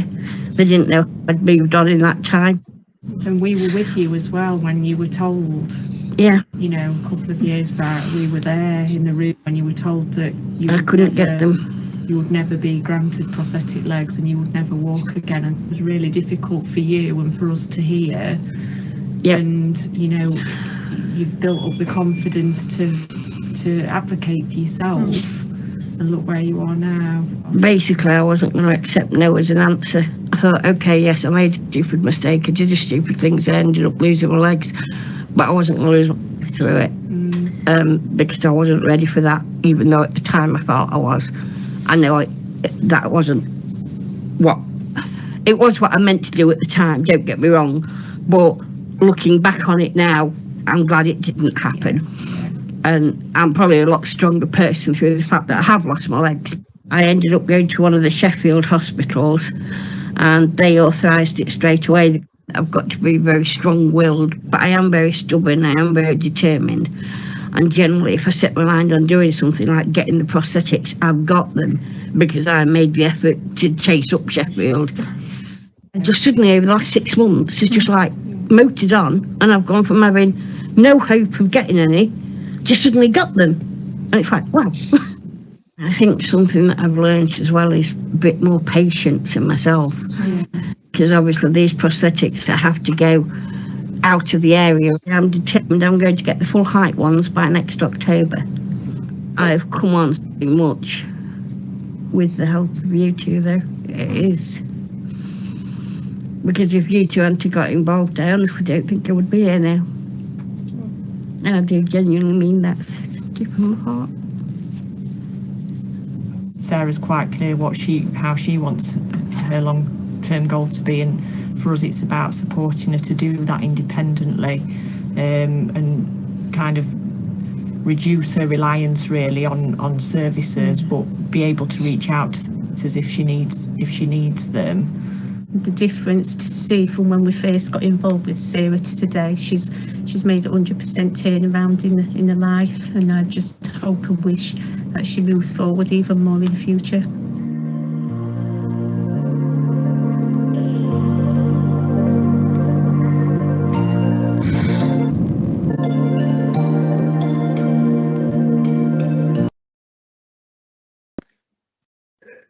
Thank you very much, Carly, Julie and Debbie, and particularly our thanks from the board to Sarah for sharing her story and sharing her experience that's helped our staff clearly learn so much about the way in which we are able to support patients. That is an amazing patient story. I think we do have some questions and comments for you. Perhaps I can bring Tim in first. Thank you, Claire. Thank you, team. Awesome job. Really, really nice to listen to that. Couple of thoughts and observations here. It's 2021, and there is still a huge stigma out there around disability. And I still experience it as an individual, and I think this highlights how we can make things better, and how, as part of our role as an anchor organisation, we can make things better going forward. So I really thank you for bringing that to our attention. And secondly, just convey to Sarah that her journey is great. It's the start of a new journey for her, and there are people out there that will be supporting her as much as she can. And if there's anything I can do to help, whilst my journey was not the same, it was similar. But also, if ever she fancies a swim with another double leg amputee that's won medals at the Paralympic Games, who's a local lass to you guys, she's busy at the moment because she's preparing for Tokyo in canoeing, but I can put that together when she comes back from Tokyo, if Sarah'd like a few tips from somebody that's also a good swimmer. Thank you. Thank you. She'd love that. That's great. Manjeet. Yes, like Tim and Claire, thank you very much. It was amazing watching that and so humbling. I just wondered whether you would be able to, or more question to her, was she mentioned about setting up the disability support group, and you know, they're just such examples of people who've been through any sort of experience providing that support. And I wondered whether she had any views on, or you've got any views on, how we can support patients or citizens to do more of that in terms of setting up support groups and so on. I think in Sarah in particular is a very strong-willed young lady, and she was quite determined to not only share her experiences, but like you say, set up this support group so she could provide support to others. COVID, as with everything, has taken a bit of a backtrack in trying to set these kind of groups up, certainly in the community, to support patients. But from our service point of view, moving forward, that's certainly something that we would encourage, to set support groups up so high intensity service users can get that support out in the community as well as in hospital. Right, thank you. That's really, and particularly very crucial for some of our health inequalities agenda in terms of reaching out to people through our volunteers, patients. So thank you for that. Thank you. And Simon, you wanted to come in. Thank you. Just wanted to make a few comments. Obviously, you set a lot of these services up initially to sort of like try and reduce demand on emergency departments. But as you can see, actually, it's about changing lives and changing people's lives. And I think this is exactly the sort of services that system working should be setting up. And I know that Carly and Julie, you know, work closely with so many other agencies around the patch to help support changing people's lives. I also want to thank Carly and Julie because they describe themselves as specialist nurses, but they do a lot more than that. And I know when they're going into people's homes, they're doing all sorts of stuff to help support changing their lives. So thank you for that. But I also know that Carly and Julie have got lots of ideas about how things can improve, and very simple things like the sharing of information, making sure everyone's got a full picture on patients' care. And I think there's a lot to learn from these sort of services. So well done, and thank you for everything you're doing. Thanks, Simon. Thank you very much to all of you.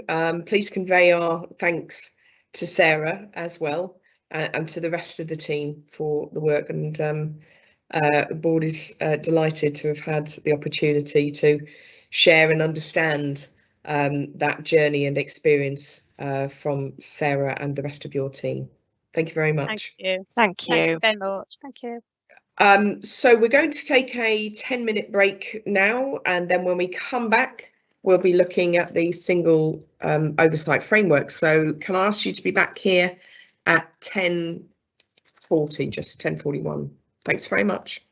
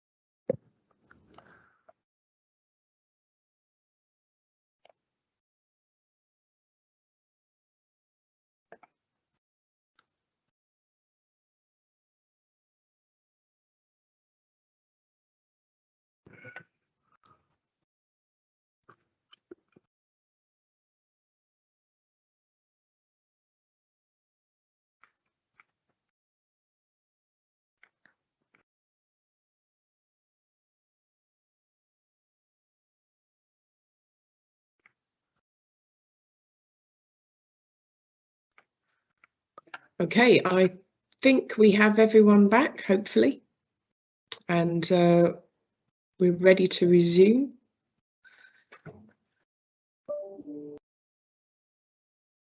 Great. So, Richard, can I hand over to you to take us through the next session, please? Thanks, Chair. So we're here to look at the single oversight framework. This is the overview of our balanced portfolio in month 2. As previously, we'll start with HROD, workforce metrics, then go on to quality and safety, then access and finance. As I was saying at the Chief Exec update at the beginning, I think we've made a good start to the year. Clearly, as we were describing, I'm sure Simon will pick up, we're experiencing very high levels of emergency care at the moment. But I'll hand over to Claire and Emma first of all. Thank you very much. Morning everyone, I'm Emma Challens, Director of Culture and Improvement.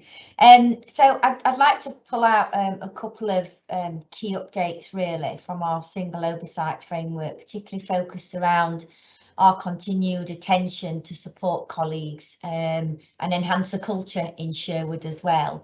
So as Richard mentioned earlier, this week is Recognition Week across the organisation, and I think something we're very mindful of is continuing to recognise what colleagues bring to Sherwood and our community.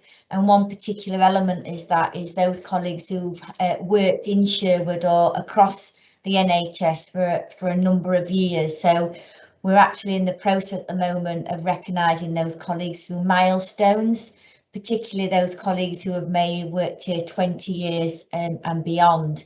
It's a remarkable achievement, and we're really proud to recognise colleagues in Sherwood for that. So that's something that we continue to do, and we think is important of recognising the value that everybody brings to Sherwood. Another area that I'd like to also share is that we continue to support colleagues by supporting wellbeing and welfare conversations, by undertaking a number of roadshows. I would say it's right that the requests for those continue across all of our sites in Sherwood, and I think that's a good thing.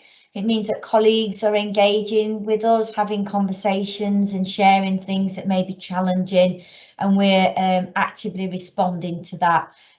So again, that's been a key area for us, and starting today, we're actually also doing a piece of development work and encouraging colleagues to get physical in terms of undertaking some form of physical activity over the month of July. And again, this has been driven with our colleagues, and it's getting that competitive streak in as well. So I think we continue to try and motivate, engage and recognise our colleagues in Sherwood and take the initiatives based on some of their ideas at the same time. The last thing I just wanted to mention is obviously we perform really well as an organisation, and our staff survey this year really demonstrated how we engage, listen and act on what colleagues are telling us.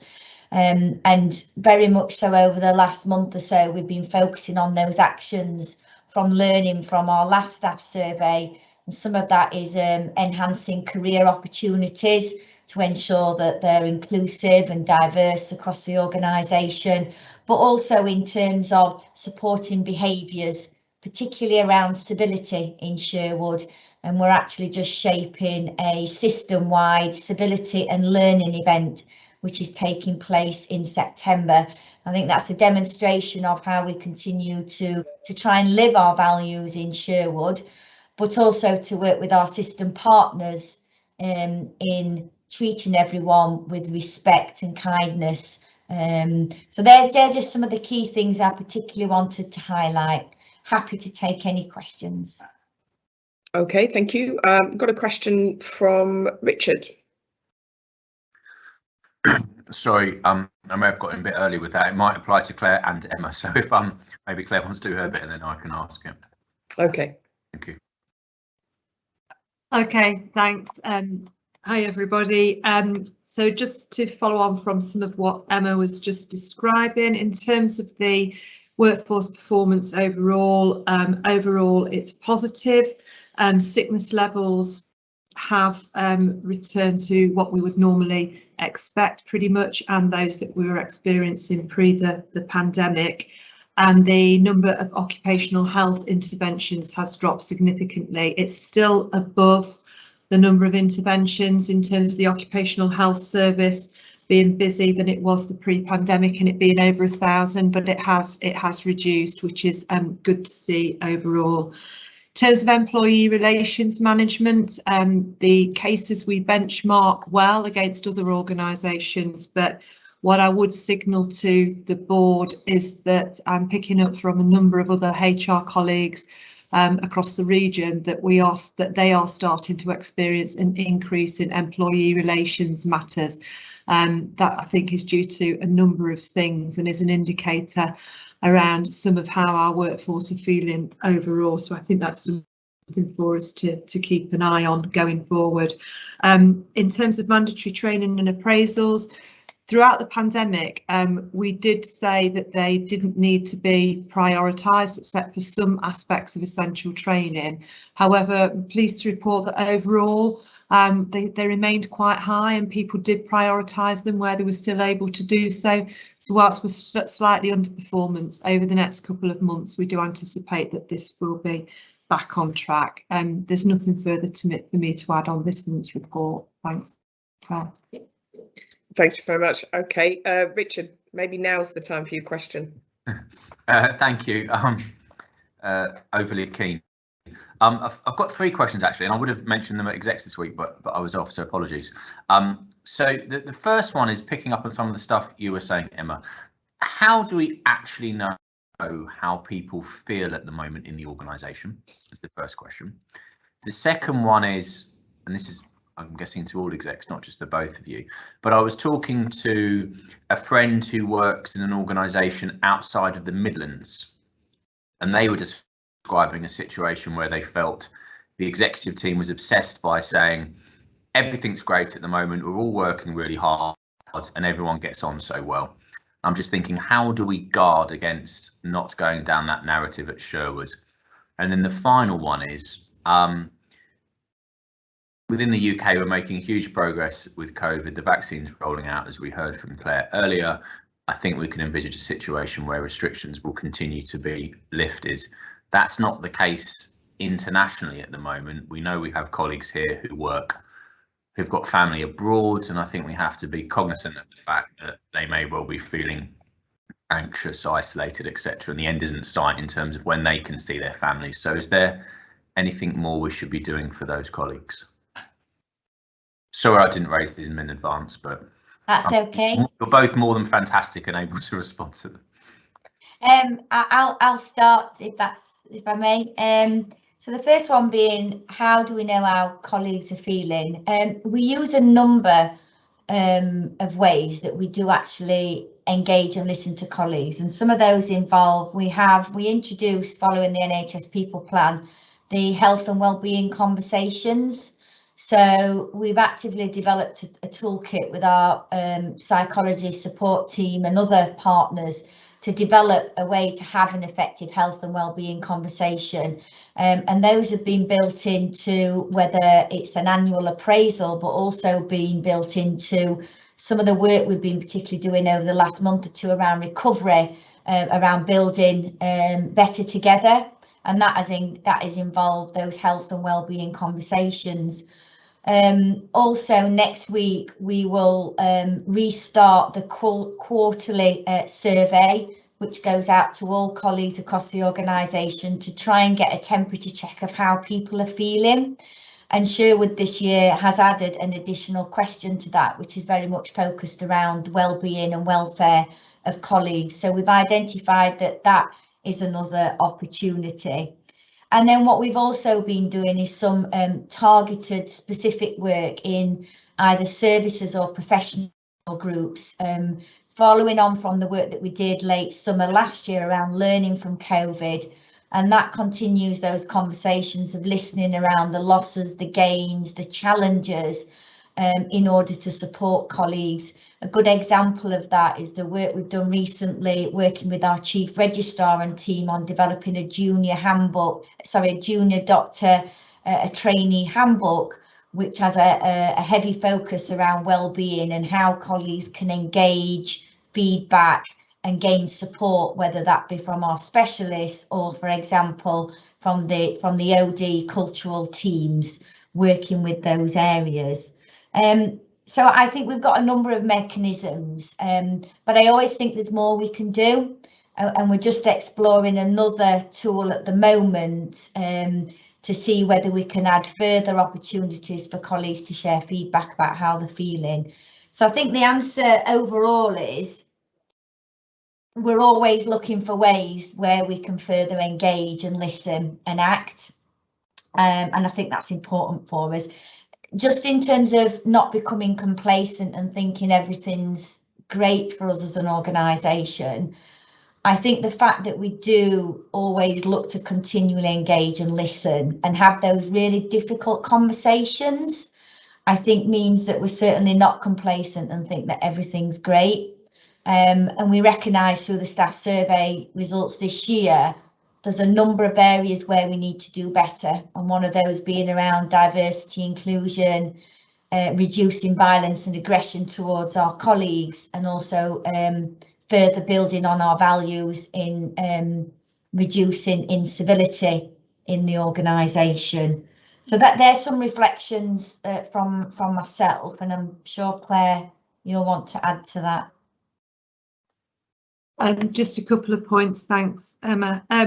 So in terms of not guarding against not going down a route saying everything's fine, I believe that we are honest within the organisation and we're really transparent about the things that we know. And one of the key things is that we are really proactive about encouraging a speaking up culture, and then are keen to respond to that and give feedback. And I think they're the really important things, and I think there've been a couple of examples of that today at the board. Richard, you opened with your CEO report giving an apology about the experiences of a colleague within the hospital that's come to our attention, and acceptance that actually we don't believe that we have the right response necessarily or the right support framework. And I think that those are the sorts of good examples of how we do ensure and we keep ourselves in check, that we don't go down a route of saying everything is fine. I think just in terms of the point about people with colleagues overseas and where we are domestically compared to that, we have got support programmes in place for colleagues. We've done some particular work with nurses that have joined us from overseas during the pandemic, and more recently in terms of the pastoral support that we give to those colleagues. And we are looking at where we get requests and asks about overseas travel and should we, shouldn't we. I think there are a number of differences when it's travel for leisure versus travel for essential reasons by way of family and to visit family for all sorts of reasons. And we are supporting colleagues to make the right decisions in those cases as well. As somebody that has family overseas that I've not seen for some considerable time myself, it's a space that I can empathise with greatly. So I think that we are doing what we can, and we continue to look for other ways in which we can support people, because I think for a lot of colleagues there's a long way to go, in terms of being able to see their family and loved ones. Thank you for that. Got a question from Tim. Thank you, Claire, both Claires and Emma and co.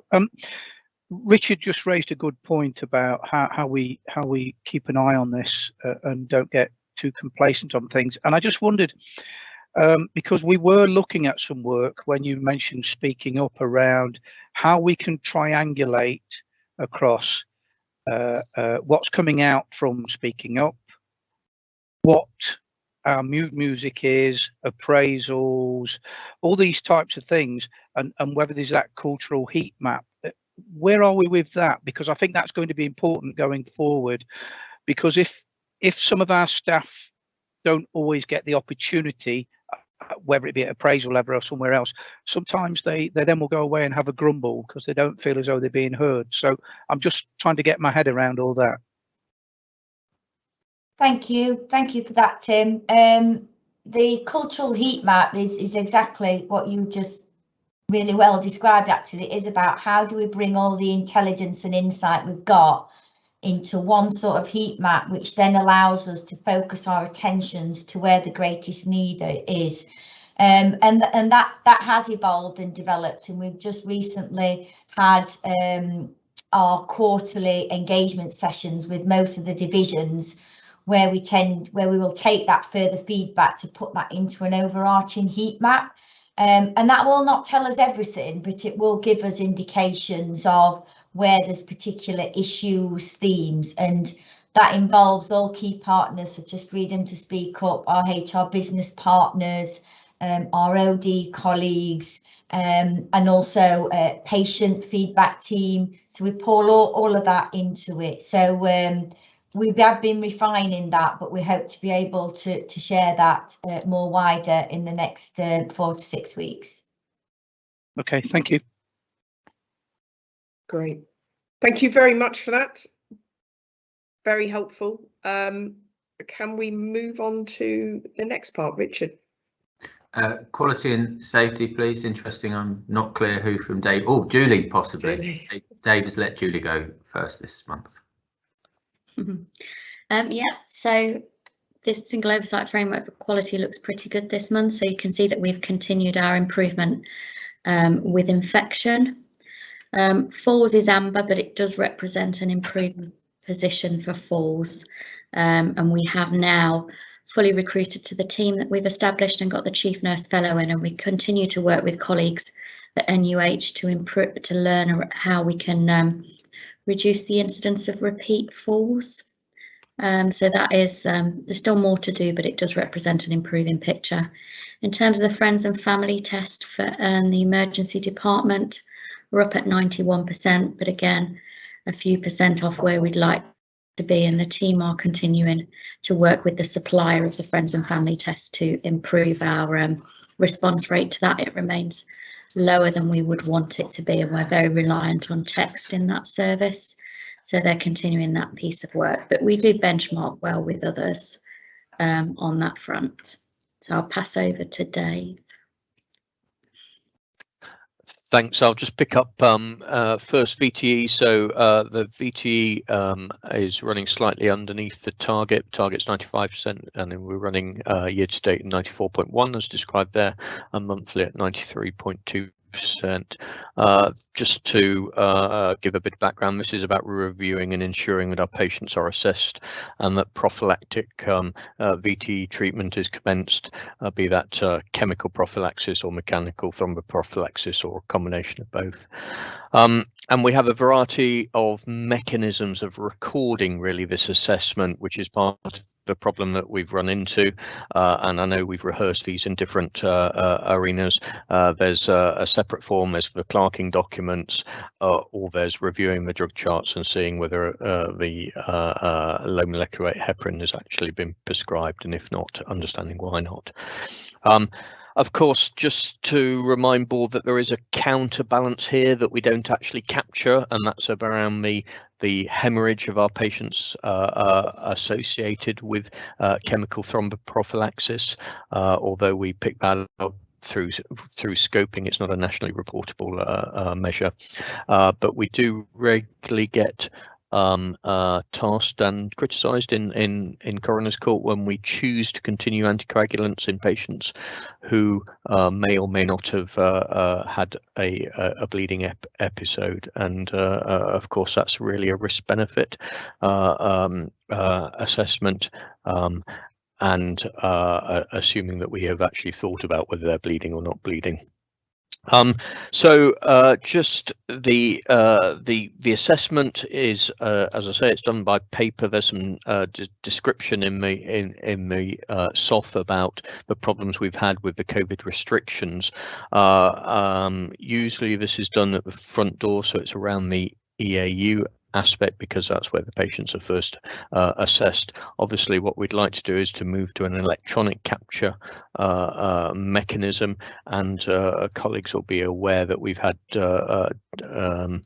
many discussions about rolling out nerve center in the front door, which is now rolled out, but relatively recently, and we don't actually capture the assessment direct on nerve center, although that is potentially possible, and that's because we've been waiting for our electronic prescribing module to be produced, which will give us the ability to do the assessment and to check about the prescription.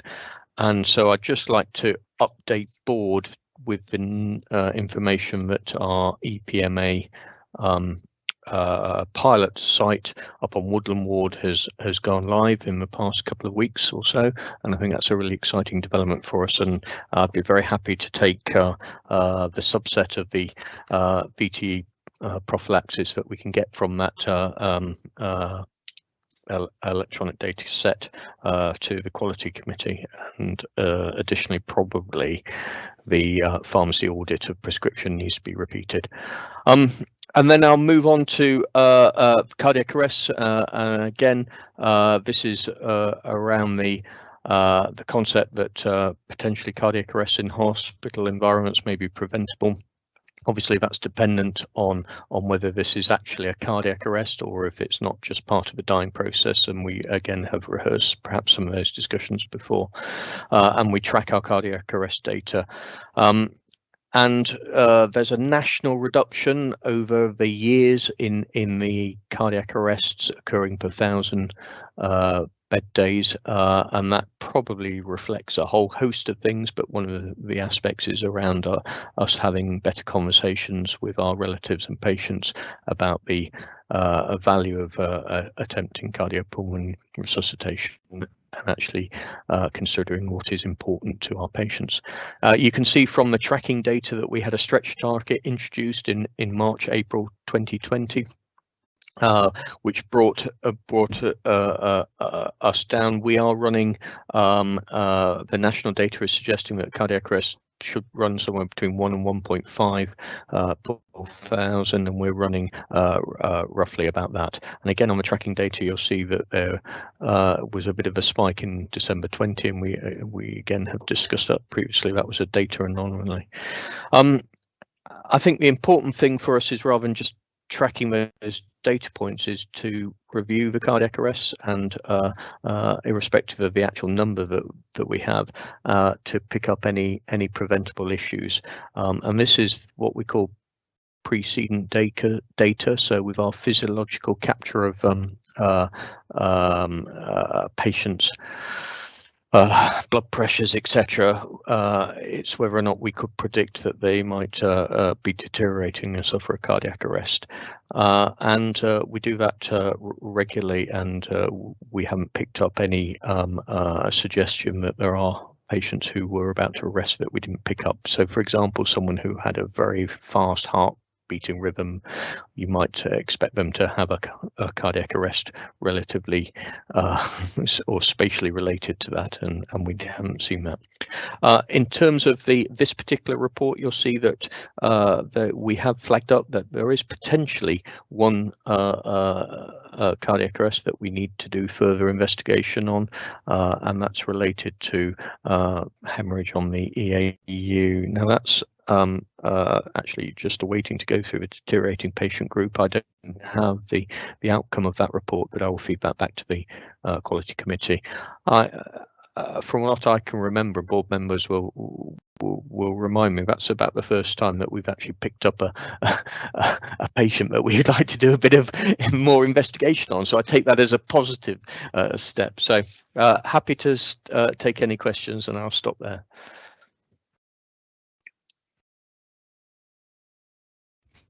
Thanks very much, Dave and Julie, for that. Do we have any questions from the board on those? I think that was a very comprehensive report, going through some of that detail that I think provides that level of confidence and assurance to the board. So thank you both for that. I haven't got any questions or comments indicated across the board, so I think you have actually given that assurance that we were looking for, so thank you. Okay, I think we're now over to you, Simon. Yeah, thanks, Chair. If it's okay, can I take the lower GI paper that's next as part of the cancer update? I think it might be a bit odd to bounce between the two things, but I'll start with emergency care. As Richard alluded to in his introduction, pretty busy at the moment, seeing more patients than we saw in 2019. And you recall the conversations we were having as a board then around the impact of demand on emergency care. Ambulance demand is 105% of what it was in 2019. So there's, using that as a proxy for the patients being sicker, it's pretty difficult. That said, during May, performance was okay and was ranked 13th in the NHS. So I think there's a few actions around the demand. So the first bit is around medically safe patients. So that runs at about 8%. So as I remind the organisation, the vast majority of this is within our control. But we do have issues in terms of getting patients onto pathway 1, which is at home community care or rehabilitation care. And that is a system-wide issue that is being picked up at the System A&E Delivery Board, and is largely related to home care packages. So there's a lot of work to do within that to shore up the capacity model, because in the next few months the system wants to move to what they call Discharge To Assess, which is where patients will leave on the day that they're medically safe for transfer and their needs will be assessed within the community. And this is a really good thing for patients, because we know that some patients will end up in bedded rehab care when actually they can be rehabbed at home, but you need a longer period of time to assess them in that environment.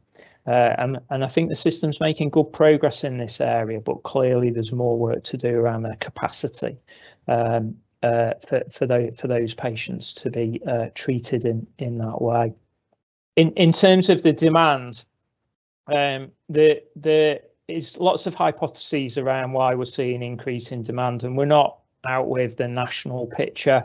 There's quite a lot of that is demand on minor injury and illness, but also, as I reported, into ambulances. But that is a product of the number of patients that are either dialing 999 themselves or are being referred through an ambulance by a GP. So the conversion rate for EMAS has not increased. And I think there are two things to say about this. We need to see how it settles over time. It's always to be expected there'll be a boost in demand when patients haven't really attended for 3 months during the winter. And if their complaints are unresolved, then they're probably likely to come back. But also, secondly, then building the capacity to deal with that, and colleagues will have seen the opening of the SDEC, same day emergency care unit, which is a big plank of our work to try and make sure patients are treated in a different way. And we had some lovely feedback from a patient yesterday actually around this, and who would have had a hospital stay for 5 days but attended daily to the SDEC to get their infusions, and were able to rest and recover at home. So there's a lot of work going on around that. So I think holding up okay, but demand is an issue on emergency care. So any questions on emergency care? Not seeing any questions for the moment. Perhaps Simon, though, I could just ask you, in terms of what we're seeing in our trust, is that generally replicated across the rest of the country? We're not an outlier for any of this in terms of the increase in either referrals through GPs or A&E attendances of one sort or another. No, this is a sort of like a national, obviously there's lots of variation, but this is a national trend at the moment.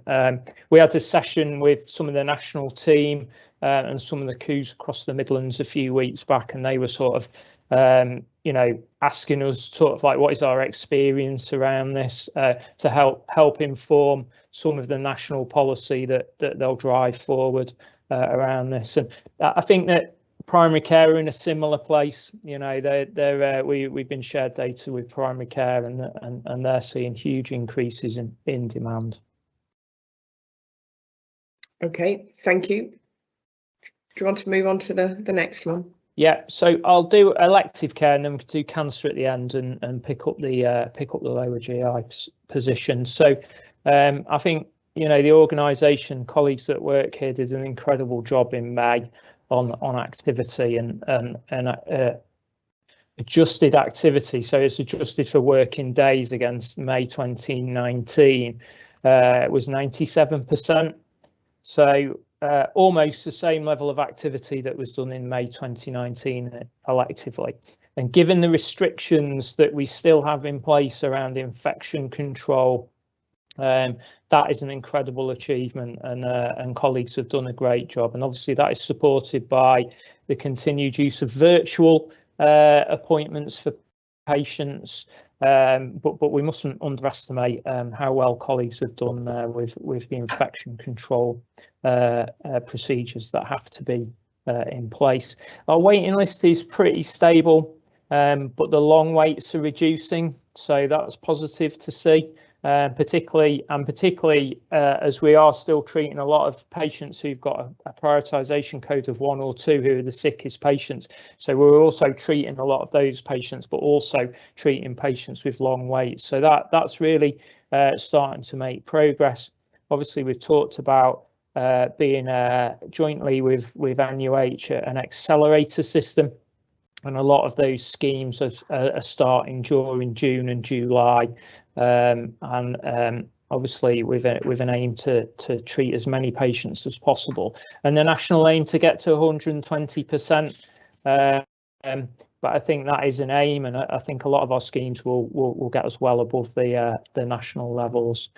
And then I think the other bit that I just wanted to mention was around the inequalities work. So we took a presentation to our trust management team, which is sort of got all the clinical chairs in, about the work that we're starting now on inequality of access for patients.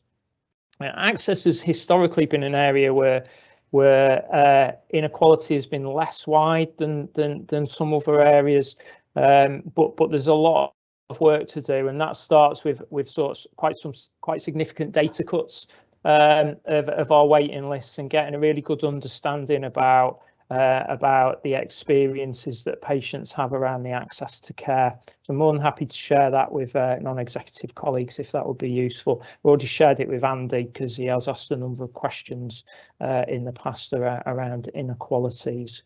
And then finally, to mention that we wrote to every patient on our waiting list last week. A letter went out from Richard, and that told them, well, A, we haven't forgotten about them, B, what we think their indicative waiting time should be, and C, to phone us if they've if they're worried about anything or their symptoms they feel are deteriorating. And we've had quite a number of calls, and whilst that is extra work, I think that is really good to open a dialogue with the community about where we're at with some of these things. And some of those calls have been, I no longer need my procedure, so please remove me. Some of them have been, my symptoms are deteriorating, so can I be brought forward?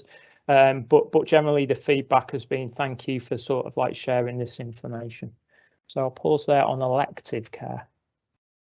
That's really helpful and good to get that feedback, Simon, from patients.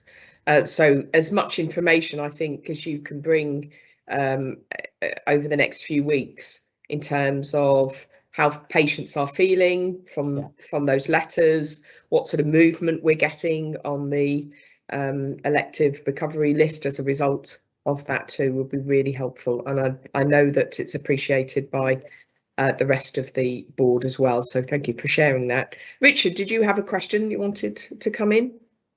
Thanks, Chair. I may have missed it in recent conversations, Simon, but as you were referencing, we're part of this accelerator system bid thing. How long does that last for? It lasts until the end of July. And then are we clear yet about what the expectation is on us beyond that? Yeah, the expectation is that you maintain those levels of activity. Okay. The funding remains for the rest of the year, and then the ERF funding is supposed to fund a lot of the rest of the sort of ongoing levels of activity that you will be delivering. So the logic being, you've proven that you can do X by focusing on it, getting people to work together. Now keep it going. Pretty much, yeah. All right, thank you. So, Simon, just before I bring Andy in terms of the restrictions on as a result of infection prevention control, whatever we're seeing nationally and anticipate in terms of those restrictions being removed, the 19th of July, for example, as that sort of date when we're expected to open up. Is it right to say that that will not be the same for healthcare environments? Is that what you're being told, that we will still have to have certain restrictions in terms of distancing, masks, etc. within the hospital? Yeah, Julie is obviously our director of IPC. She might be able to comment clearer, but my understanding at the moment is national guidance hasn't changed and will not change by the 19th of July for the NHS, and we will still have to maintain some levels of IPC in line with that. But we are doing some things to mitigate that. So, for example, in ear, nose and throat, which have got a lot of aerosol generating procedures, we are now testing all outpatients prior to that. So there are things we can do within the confines of IPC to increase the numbers of patients that we're seeing. Great. OK, I've got a few questions now for you. Andy first, and then I'll bring in Graham.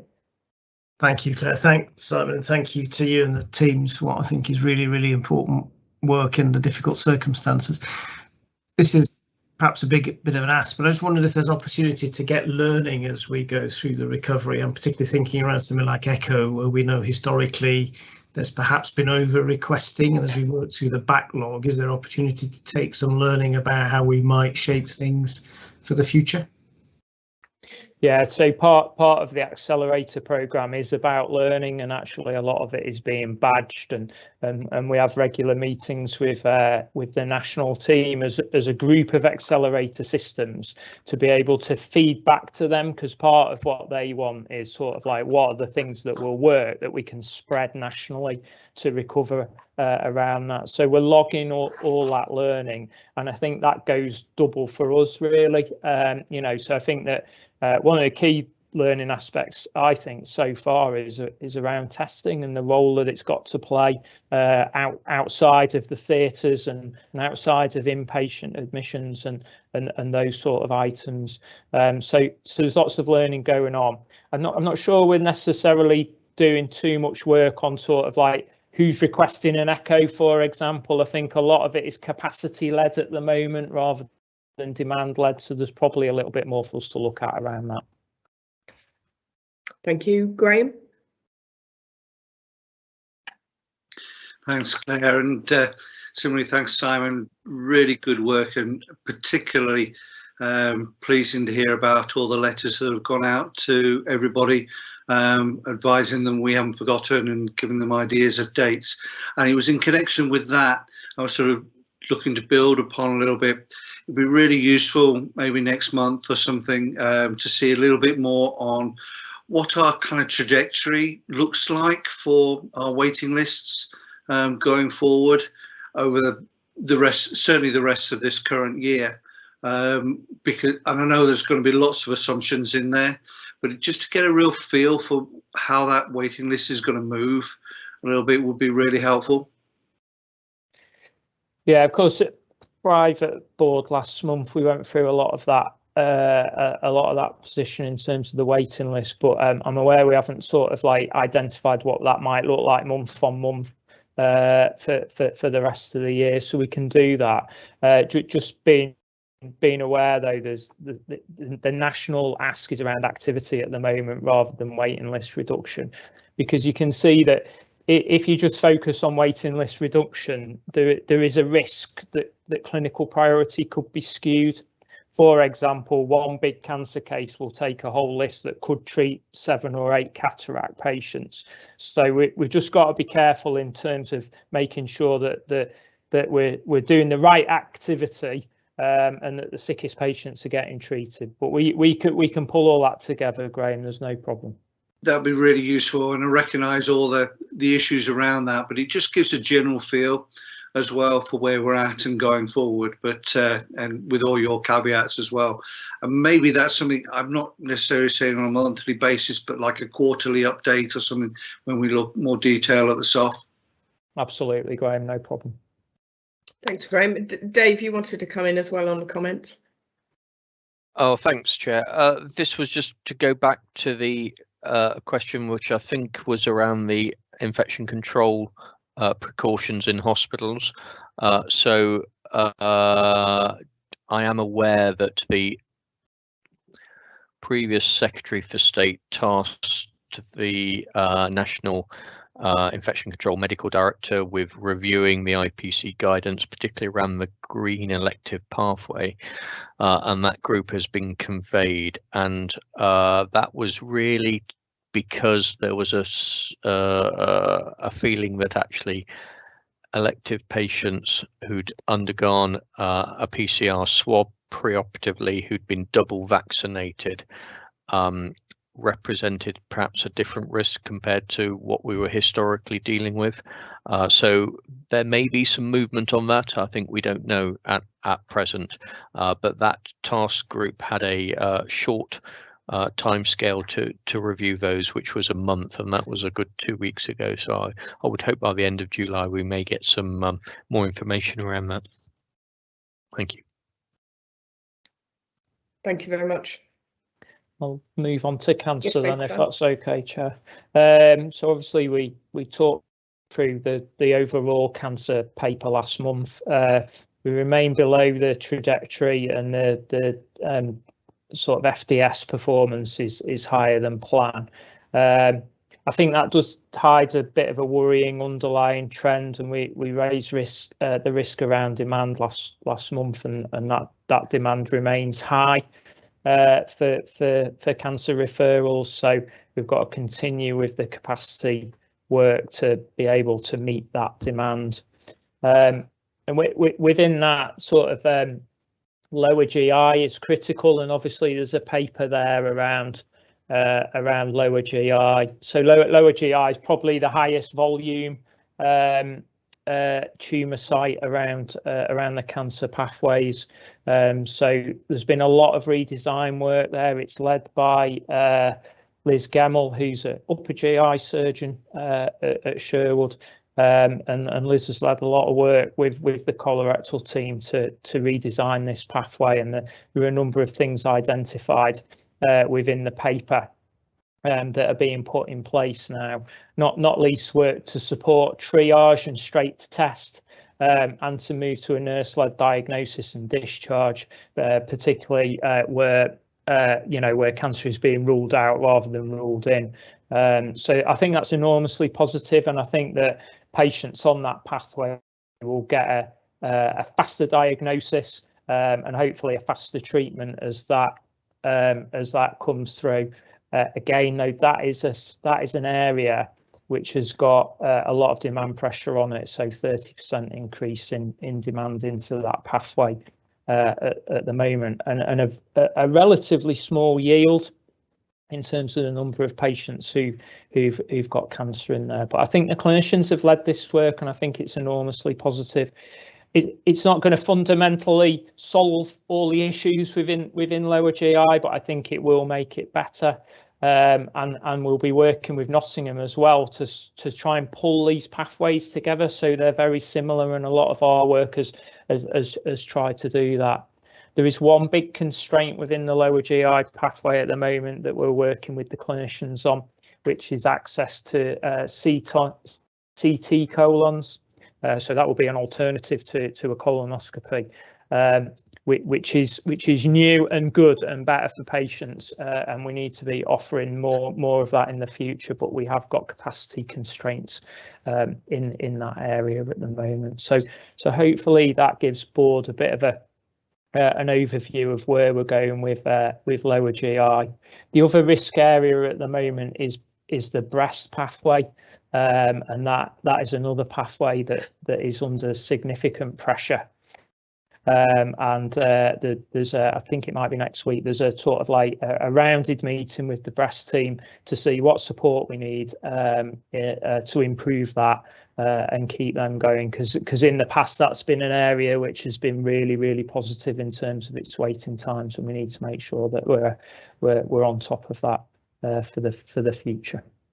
So I think on cancer, I think it's going okay so far against trajectory, but all those risks are underlying that, and there remains quite a lot of work to do to keep it on trajectory. Okay, thank you, Simon. We've got a few questions here. Manjeet first, and then I'll take Neil.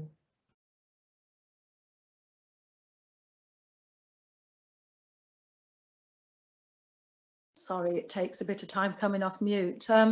Simon, thank you. And it was really useful going into more than the average and the 85th percentile figures. You gave some of the mitigations with regard to urology. I just wondered around the skin and gynae, where the times were 110 days, whether there were any other mitigation actions you could cover.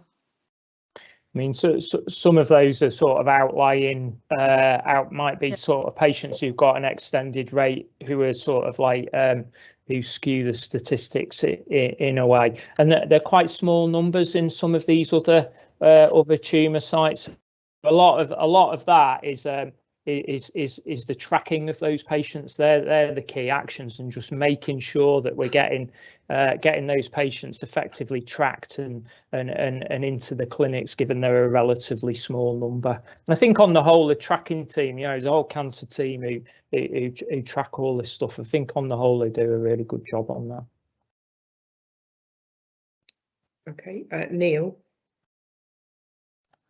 Yeah, thanks, Claire. First of all, Simon, it's good to see that the ranking on the 62-day standards gone up from 98 to 79. I think that's a very good movement. I mean, we're still halfway down the table, but we're going in the right direction. So, given your comments about demand, do you feel that can be continued? Is my first question. And the second question was more about diagnostics. We've got a good chunk of accelerator funding. I think it was about £2.5 million, of which the majority, I think, was going into diagnostics, particularly on endoscopy. I think I just wondered if that's now starting to flow through, and what benefit the trust is getting, and how many additional patients we managed to treat on the back of that additional funding that we've got. Okay, so those two things are pretty much related, Neil. So I think the accelerator will help this progress continue. I think some of the accelerator schemes have started already, but they're most related to sort of like working on Saturdays and Sundays for colleagues who are willing to do that. I think we're bringing additional CT mobile scanners on through June, and then the additional endoscopy sort of comes in July, although we haven't got a final date for that, so there's a bit of work to do around the estates configuration, because you'll appreciate these are basically hospitals that you're bringing onto your site, and they're not just plug and play, and you need some estates work to get them going. I mean, I can share the numbers outside of here that will be increasingly treated, but for example, that unit for endoscopy will do 150 more scopes a week. So it's a huge number of patients who will go through those areas, and that will support the continuation of the positive movement in the cancer performance.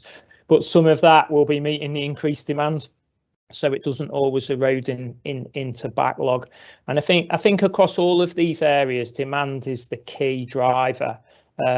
of where we're at, and we have to, with the system, have some different conversations about the demand for healthcare and whether all of the patients who are getting referred into hospitals require the hospital's support.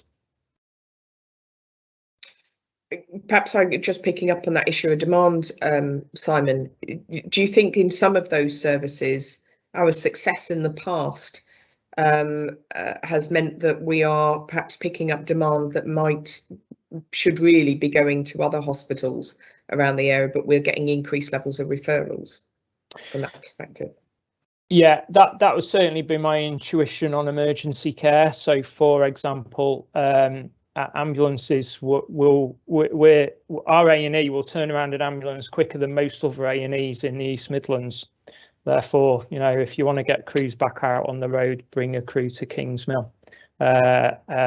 I think we do postcode analysis on this, and I don't think there are patients from, you know, ridiculous areas who are miles away from Kingsmill, because I think that in the end EMAS will generally take patients to the closest place depending on what's wrong with them. But I think, you know, you're talking about incremental movements that push you over a tipping point. We haven't looked at the data for a while in terms of elective referral, but I think that's probably worth us having another look at that to see whether the catchment is moving. Of course, in some areas we've chased this catchment move. So, you know, we started elective orthopedics at Newark, and knowing that some of that will bring some patients from Lincolnshire into our service. So some of it is a positive and an intentional thing, but some of it isn't. But I think all hospitals are in a similar place at the moment. I think demand is just generally on the increase, and I think that we're, you know, as the water of COVID washes back off the beach, what's going to be left is a significant surge in demand from non-COVID patients. It is worth mentioning, though, we are sort of entering a third wave of COVID as well, and the concern is now about, you know, we are hopeful that the vaccine programme and that there's decent evidence will mean that surge isn't significant as other surges, but demand falls during COVID surges has largely been led by lockdowns, and I think that, you know, I don't expect we're going to see another lockdown. So you know, to think that might come on top, we've got a contingency plan for that, and we will put that in place. But that is a very real risk for the coming months. Thank you, Simon. That's really helpful. I think now we are able to move on to the final part of the SOF. Paul, over to you. Yeah, thank you. Thanks, Chair. Report for the financial position at the end of month 2, so that's May. So month 2 of H1, so the second month of our 6-month break-even plan. And our year-to-date position at the end of May is a deficit of 660,000, and this is 810,000 better than we thought we would be, so better than plan at the end of May. The month 2 position includes COVID costs of around 1.6 million, and that is 410,000 lower than our plan suggested. It also includes vaccination costs of 5.39 million, all offset fully by income that we receive on the back of that. We have made prudent estimates of our elective recovery fund income, so we have accrued that income to plan, that plan being 720,000. And the reason we've done that is that we have received no formal notification, or informal actually, we've received no notification whatsoever about the value of ERF. What we do know is both at Sherwood and across the system where ERF is calculated, that the volumes of activity are above the thresholds that ERF would be paid. And just for a reminder that the threshold for April was 70% of 1920 activity, and for May 75%, and across the system those thresholds have been achieved. So currently we're forecasting to achieve the H1 plan, and a full detailed forecast is currently being undertaken, and we hope to build in the ERF actuals at that point, and hope that we will know those over the next couple of weeks. In terms of capital expenditure, we've spent 860,000 year to date against a plan of just over 1.1 million, so a little bit behind, but nothing concerning there.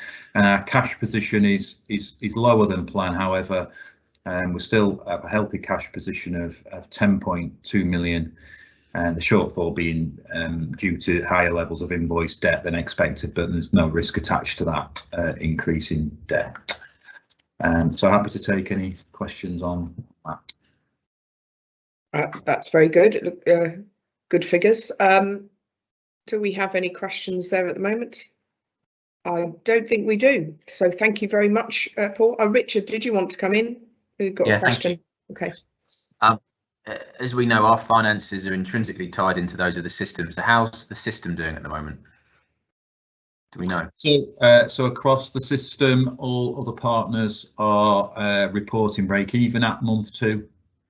So the system deficit, the system surplus against the H1 plan is £800,000.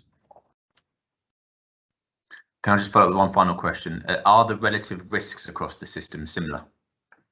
Or maybe, sorry, are the assumptions we're making similar? Broadly similar. I know that other partners have assumed a level of ERF income above plan. We remain at a prudent at plan level, but in all other aspects, I believe that we are consistent. Thank you. Great. Thank you very much for that. That concludes the single oversight framework. So thank you to all of the exec team for that. Moving on now to governance, and be back to you again, Paul, because you're going to take us through the estate strategy, I think. Yes. Yeah, that's right. Yeah, thank you. So very excited to present the estate strategy for 2021 to 2026. As we're all aware, NHS trusts are required to approve a strategy to ensure that estate is fit for purpose for the future, is right sized and aligned with clinical strategies. This strategy, presented in summary form at the board with the full document available to board members in the reading room, achieves these requirements. We discussed it at a board workshop a couple of months ago, you will remember. It also aligns with the Nottinghamshire system priorities, and that was one of the areas of strengthening that was identified by board members at that earlier opportunity. A summary demonstrates how the estate strategy contributes to delivery of the trust objectives over the next 5 years, and describes the actions for year 1 and for years 2 to 5. Not only the actions but also key performance indicators we will use to measure delivery of the strategy. There are clearly risks that are reflected around the availability of capital, and we've reflected in the document how we might approach alternative sources of capital funding beyond public dividend capital. So I'll pause there. Happy to take questions, but recommend the board approve the strategy today. Thank you very much. I think Graham wanted to come in on this. Thanks, Claire, and thanks, Paul, and also for the work you and Ben, everybody, just putting this high-level summary together, which I think is really useful. 2 specific comments and 1 general one. Firstly, on SP1 and on the 2022 onwards part, I think it's probably important that we include something in there around communications and how we actually get ourselves onto the agenda for getting the finance required for the new urgent care, etc. Be a key element of how we could hopefully achieve that at some point in the future. The second one is on the risks. That I think we've got another risk that we need to highlight there, which is around the CNH delivery and authorisation and approval to get the works undertaken when we need to, which as we'll pick up in private session, is getting a little bit more difficult. And then the sort of general comments, and that's not necessarily for this bit, but it's something which will be, I think, useful at some stage, which is trying to picture at a high level what this might mean and what elements of capital expenditure we're looking to do and what differences it will make and when. But that's a sort of a next step, perhaps. So it's somewhere that sits between this and the more detailed strategy. Yeah, Graham, thank you for that. Perhaps what I should have mentioned is when this returned to the executive team meeting last week, I did take an action to like turn the summary into something that we could publish and we would share both with colleagues at Sherwood and within the system, and clearly that would be more easy on the eye, but more focused on what it is and why we want to make changes and what benefits they will have for patients, and recognise some of those challenges, but with the actions that we're going to take. Great. Thank you very much. I'm just looking to see if we've got any other questions on there at the moment. I don't think so. As this is requiring approval from the board, can I ask that you indicate in the chats whether or not you approve this estate strategy?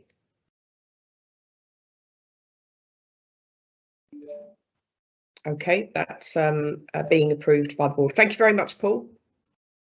And now moving on to the application of the trust seal, and it's over to you, Shirley. Thank you, Claire. So this is here for approval. We have applied the trust seal twice during the month. So in accordance with our Standing Order 10 and Scheme of Delegation, which delegates application of the seal to the directors, if it's here for approval, so if the board can approve the first seal, which was applied to enable a data cable to Little Millers Nursery on the Kingsmill site, and the second one, which was with CNH for the temporary building to house the endoscopy unit on the Kingsmill site too. So it's here for approval, but they have already been applied through the delegation scheme. Thank you very much. And again, can I just ask board members to indicate approval for both of these uses of the trust seal? And we then have a record of all of that. So thank you very much, Shirley. That seems to have gone through. We're getting approval there coming through. Thank you. Right, on to assurance from the subcommittee. So Graham, over to you for audit and assurance.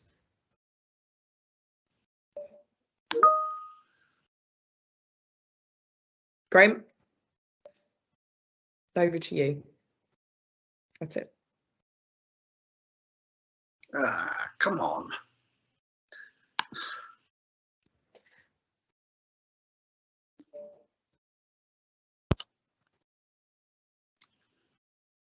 That's it. You're off mute now, Graham. Finally, okay. It's telling me it's on mute, but never mind. You can hear me. We can hear you. Good. Very quickly, everything in the audit insurance was pretty much covered in our extraordinary board meeting last month, which is all around the approval of the accounts and the various reports. Just one other thing to add, which was particularly around single tender waivers. And we noted that there are a lot of single tender waivers around new and extensions on systems. And we've requested that we get a future look at what those might be coming through. So we've got much earlier warning, and that they're included on the list that goes to Finance Committee of future procurement, so we can monitor them through Finance Committee in the future. That was the only thing I really wanted to raise and make everybody aware of. Happy for any questions. Thank you very much. I've not got any indication of questions or comments from board, so thank you for that assurance.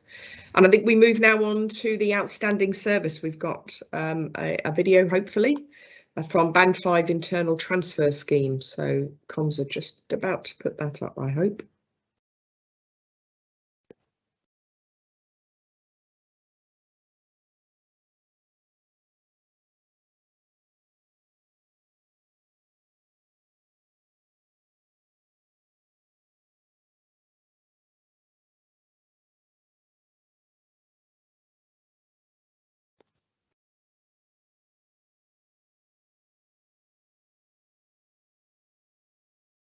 I'm not getting any sound. I think it's muted.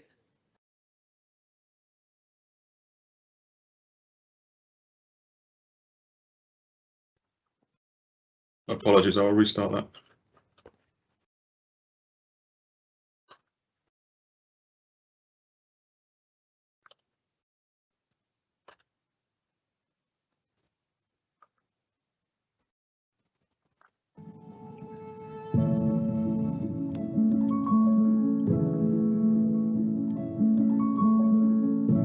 Hello, my name's Anne Wildgoose. I'm a specialist physiotherapist working on the stroke unit at Kingsmill, and I'm also Chief Nurse Clinical Fellow. I started my secondment in March this year, and my project is to lead on the internal transfer scheme for nurses staff.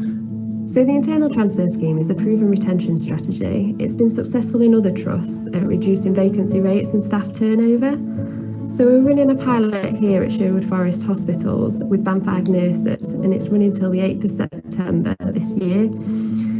And basically it's a fast-track sideways transfer into new area, department or speciality. So if a nurse is looking for another opportunity to develop their knowledge and skills, it simplifies the application process and allows them a quicker transfer into an area that they feel that they might want to try. So nationally, there's a shortage of nurses.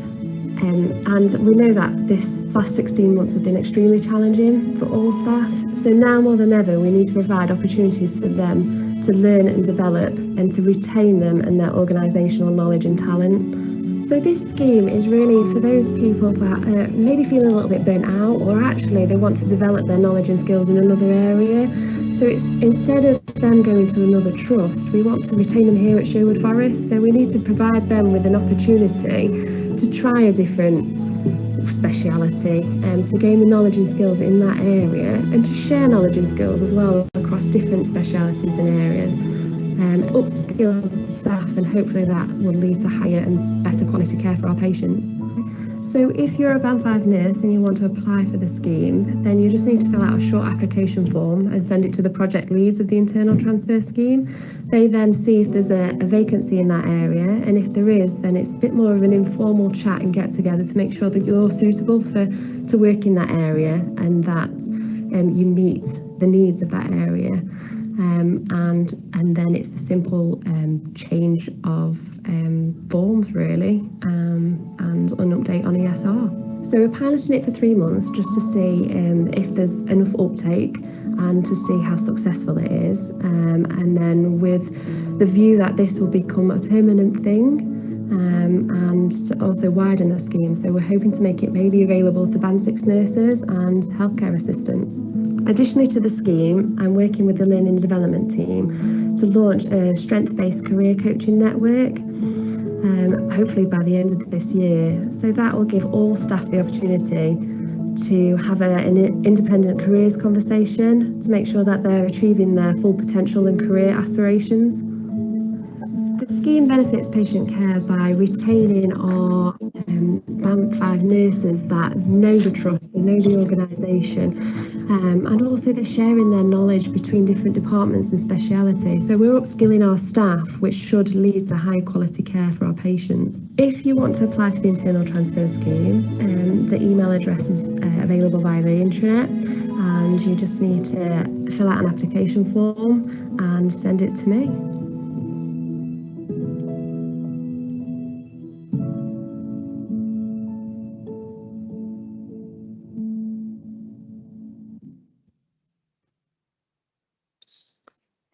Great. Richard, you wanted to come in on that? Yeah, thank you. It's the first time I've seen that. I think it's absolutely brilliant. It's such a it appears to be such a simple idea. So thank you to everyone involved. 2 or 3 questions, if I may. So given how simple it is, do we know if other people are doing it? The second question is, we use the word success, or if it's successful, are we clear about how we will measure the success of this?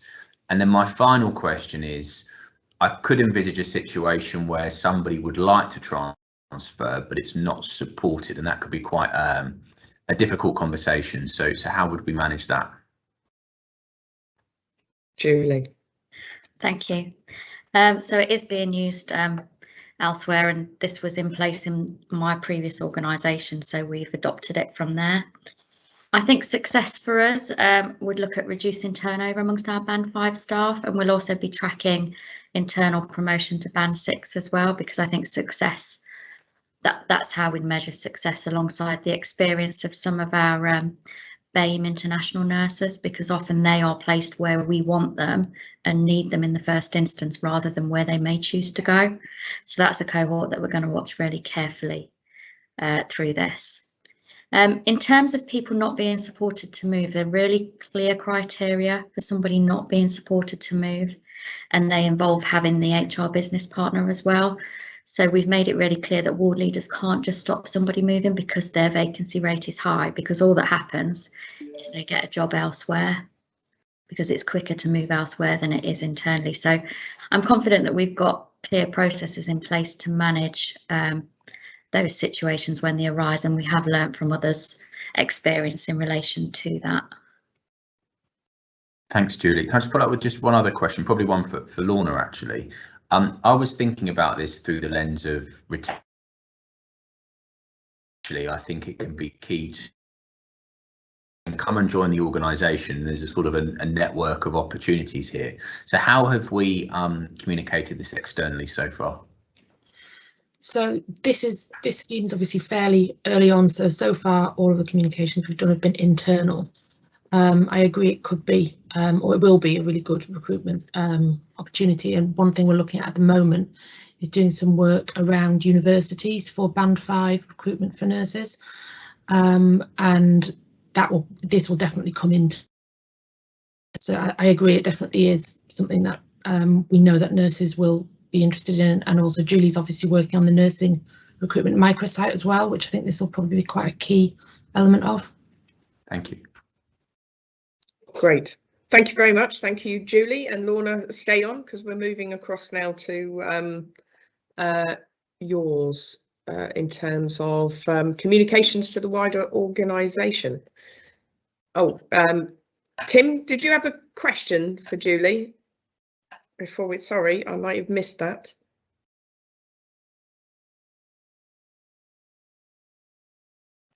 I was a bit late coming in with it, Claire, because it was just some of the thing that come up in regard to the communication. So no, Julie's back on if you want to ask a question to Julie. Okay, I think it's a crossover between Julie and the comms side. On our retention, all our retention strategies, and we're looking at our recruitment, do we actually publicise what our retention strategies are? As generically, I don't mean just for specific skill sets, because I think that would be good if we have our personnel / HR page, so that if people are applying, they do see that we actually have a retention strategy in place. I don't think we do at the moment, Tim, but with the Pathway to Excellence programme, this is a core part of it, and we will be updating our website to display everything that's available as part of that. So I think this is a key thing. We have got a retention plan now for nursing, midwifery and AHPs, which is just being finalised. I don't know if Claire wants to add anything from a workforce perspective. Thanks, Julie. I think you pretty much covered it. I think that retention is, as you say, comes about, improves as a consequence of the interventions and opportunities that we've put in place, and I think it's this pilot is a good example of that. I think the careers sort of coaching network is also really important. I think that's an important factor to it, and making those visible to people when they join the organisation and are working within the organisation is the piece of work I think that we've got to do. Okay, I just think it'd be good if we ever put out candidate briefs and things like that. I think it would be good to have something in there about retention. Totally agree, Tim. Yes, really good point. Okay, thank you. Thanks, Tim. That's really helpful. Thank you, Julie and Claire. So Lorna, obviously, based on the discussion we've just had, we certainly want to be highlighting our internal transfer scheme in terms of an outstanding service, and our patient story, which was absolutely superb. What else did you think we ought to be highlighting across the organisation? I thought the conversation we had where we were talking about basically encouraging staff to speak up and making sure that people do know that they have a voice in the organisation, which is something that we work on all the time. But I think it's probably quite important to reflect that the board have talked about that and thought about that as well. I think that's probably quite powerful for people. I think we need to talk a little bit about our estate strategy, probably when we get to that point where it's on a page, but more of a vision on a page, if that makes sense, and talk about the board approving that. I also had in the support for the Band 5 scheme and the success of the nursing apprenticeship scheme, which I think those two things go together quite well to show some of the work we're doing in that area. Okay, excellent. And yes, of course, we've already covered the patient story as well to be in there, and the learnings from that I think are very helpful. Excellent. Thank you very much for that, Lorna. We move on now to any other business. I've not been advised of any other business, which means that the date of the next meeting is on the 5th of August. And I'd like to thank everybody for attending and those who have been watching from the public perspective. I have not been advised of any questions that have come from members of the public. Certainly not the last point that we looked. Just to remind public, if you do have a question, then you need to put it into the question box at the top right hand corner. So on that basis, I'd like to declare the meeting closed, just to see if there are any other questions from members of the public. I've not been advised that there are any. No, in Chair. which none at all. Okay, I'd like to therefore to move the resolution to close for the closed session of the meeting in accordance with section 1 part 2, the Public Bodies Admissions to Meetings Act 1960. Members of the board are invited to resolve that representatives of the press and other members of the public be excluded from the remainder of this meeting, having regard to the confidential nature of the business to be transacted, publicity on which would be prejudicial to the public interest. So can I thank everybody and invite those who are joining us for the private board to do so at 12:45, please. Thank you very much. Thank you. Thank you. Thank you. Thanks all. Bye.